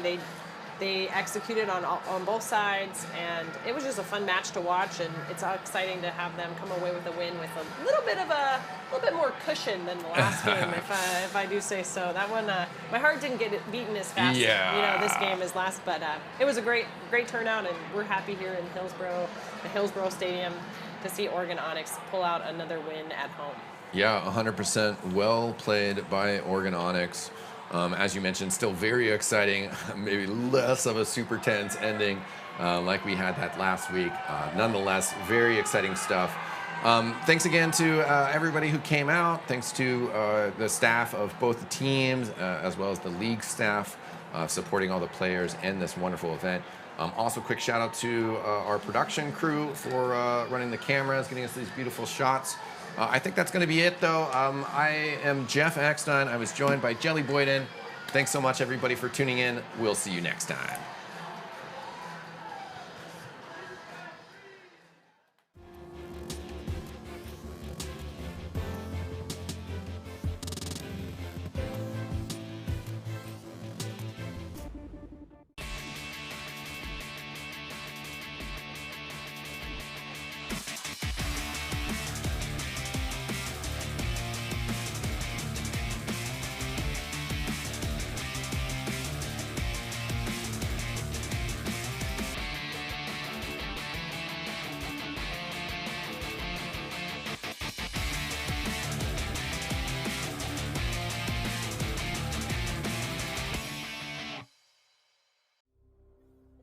We believe that women and non-binary athletes deserve to be seen and our abilities showcased for the world to see. We believe in perpetuating Ultimate by establishing professional teams and developing future generations of players. We believe players of all identities and backgrounds deserve an equal opportunity to be recognized and lauded for our achievements in our sport. We believe in sustainably and responsibly creating equitable and accessible avenues for women and non-binary athletes to join and participate in our sport. We believe that being transparent, open, and responsive to criticism is critical, and that there should always be space to fix our mistakes, grow, and be better. We are the Western Ultimate League.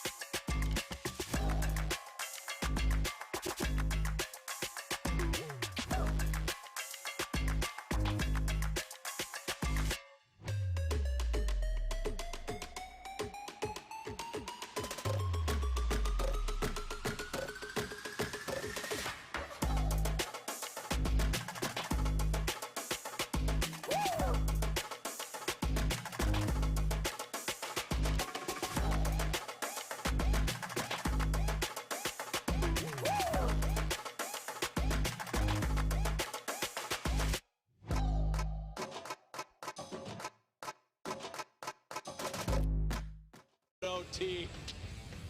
Number 7, Giants and Chargers, Justin Herbert. Wait a minute. Hang on a minute here. Nope. Looks like that's Western Ultimate League Frisbee. I'd know it anywhere. It looks like Cody Lippincott, right? Mm-hmm. Laying out, well done. All right, so I'm going to just guess.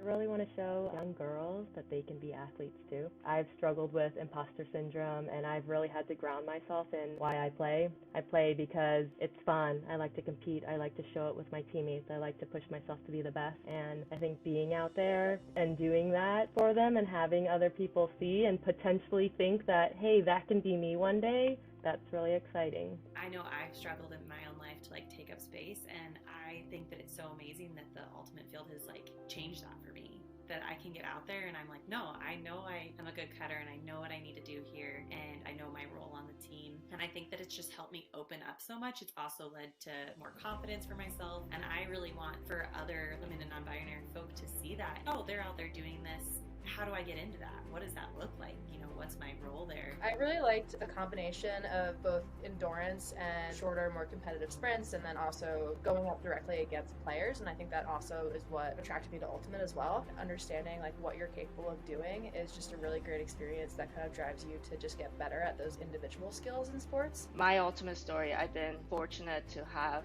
coaches and friends and the community to encourage me to be the player that I am today and like ultimately fall in love with the sport of Ultimate. So I hope that the Western Ultimate League, like this program we have today, the Open Side, we continue to connect and welcome new fans and future players and continue growing this community that we all love. I think hopefully one day that someone will fall in love with the sport as much as I love it. I think that's the biggest thing for me is just knowing that we're giving an opportunity and visibility to the sport for young women. It's the best thing. One more time. Oh, yeah! Oh yeah! Baby! Cody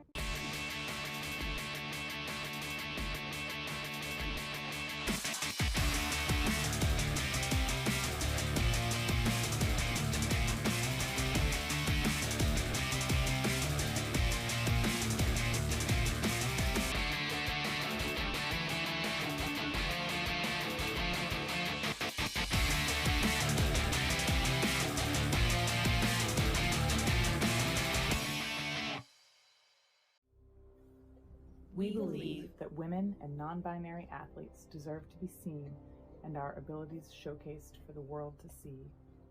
We believe in perpetuating Ultimate by establishing professional teams and developing future generations of players. We believe players of all identities and backgrounds deserve an equal opportunity to be recognized and lauded for our achievements in our sport. We believe in sustainably and responsibly creating equitable and accessible avenues for women and non-binary athletes to join and participate in our sport. We believe that being transparent, open, and responsive to criticism is critical, and that there should always be space to fix our mistakes, grow, and be better. We are the Western Ultimate League.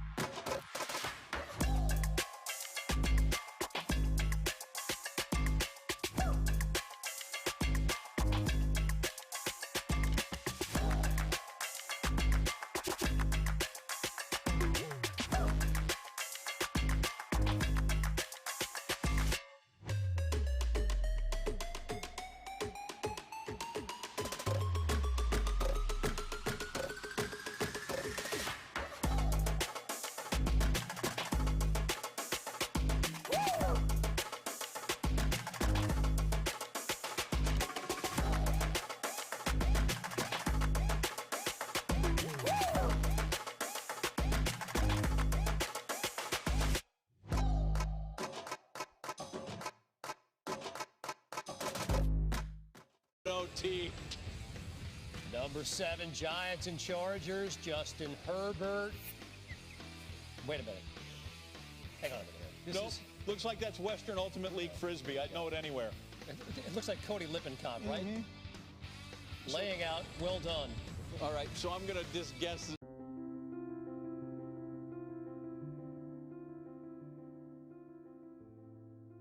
I really want to show young girls that they can be athletes too. I've struggled with imposter syndrome, and I've really had to ground myself in why I play. I play because it's fun. I like to compete. I like to show it with my teammates. I like to push myself to be the best. And I think being out there and doing that for them and having other people see and potentially think that, hey, that can be me one day, that's really exciting. I know I've struggled in my own life to take up space, and I think that it's so amazing that the Ultimate Field has changed that for me. That I can get out there and I'm no, I know I am a good cutter and I know what I need to do here and I know my role on the team. And I think that it's just helped me open up so much. It's also led to more confidence for myself. And I really want for other women and non-binary folk to see that, oh, they're out there doing this. How do I get into that? What does that look like? What's my role there? I really liked a combination of both endurance and shorter, more competitive sprints, and then also going up directly against players. And I think that also is what attracted me to Ultimate as well. Understanding what you're capable of doing is just a really great experience that kind of drives you to just get better at those individual skills in sports. My Ultimate story, I've been fortunate to have coaches and friends and the community to encourage me to be the player that I am today and ultimately fall in love with the sport of Ultimate. So I hope that the Western Ultimate League, like this program we have today, the Open Side, we continue to connect and welcome new fans and future players and continue growing this community that we all love. I think hopefully one day that someone will fall in love with the sport as much as I love it. I think that's the biggest thing for me is just knowing that we're giving an opportunity and visibility to the sport for young women. It's the best thing. One more time. Oh, yeah! Oh yeah! Baby. Cody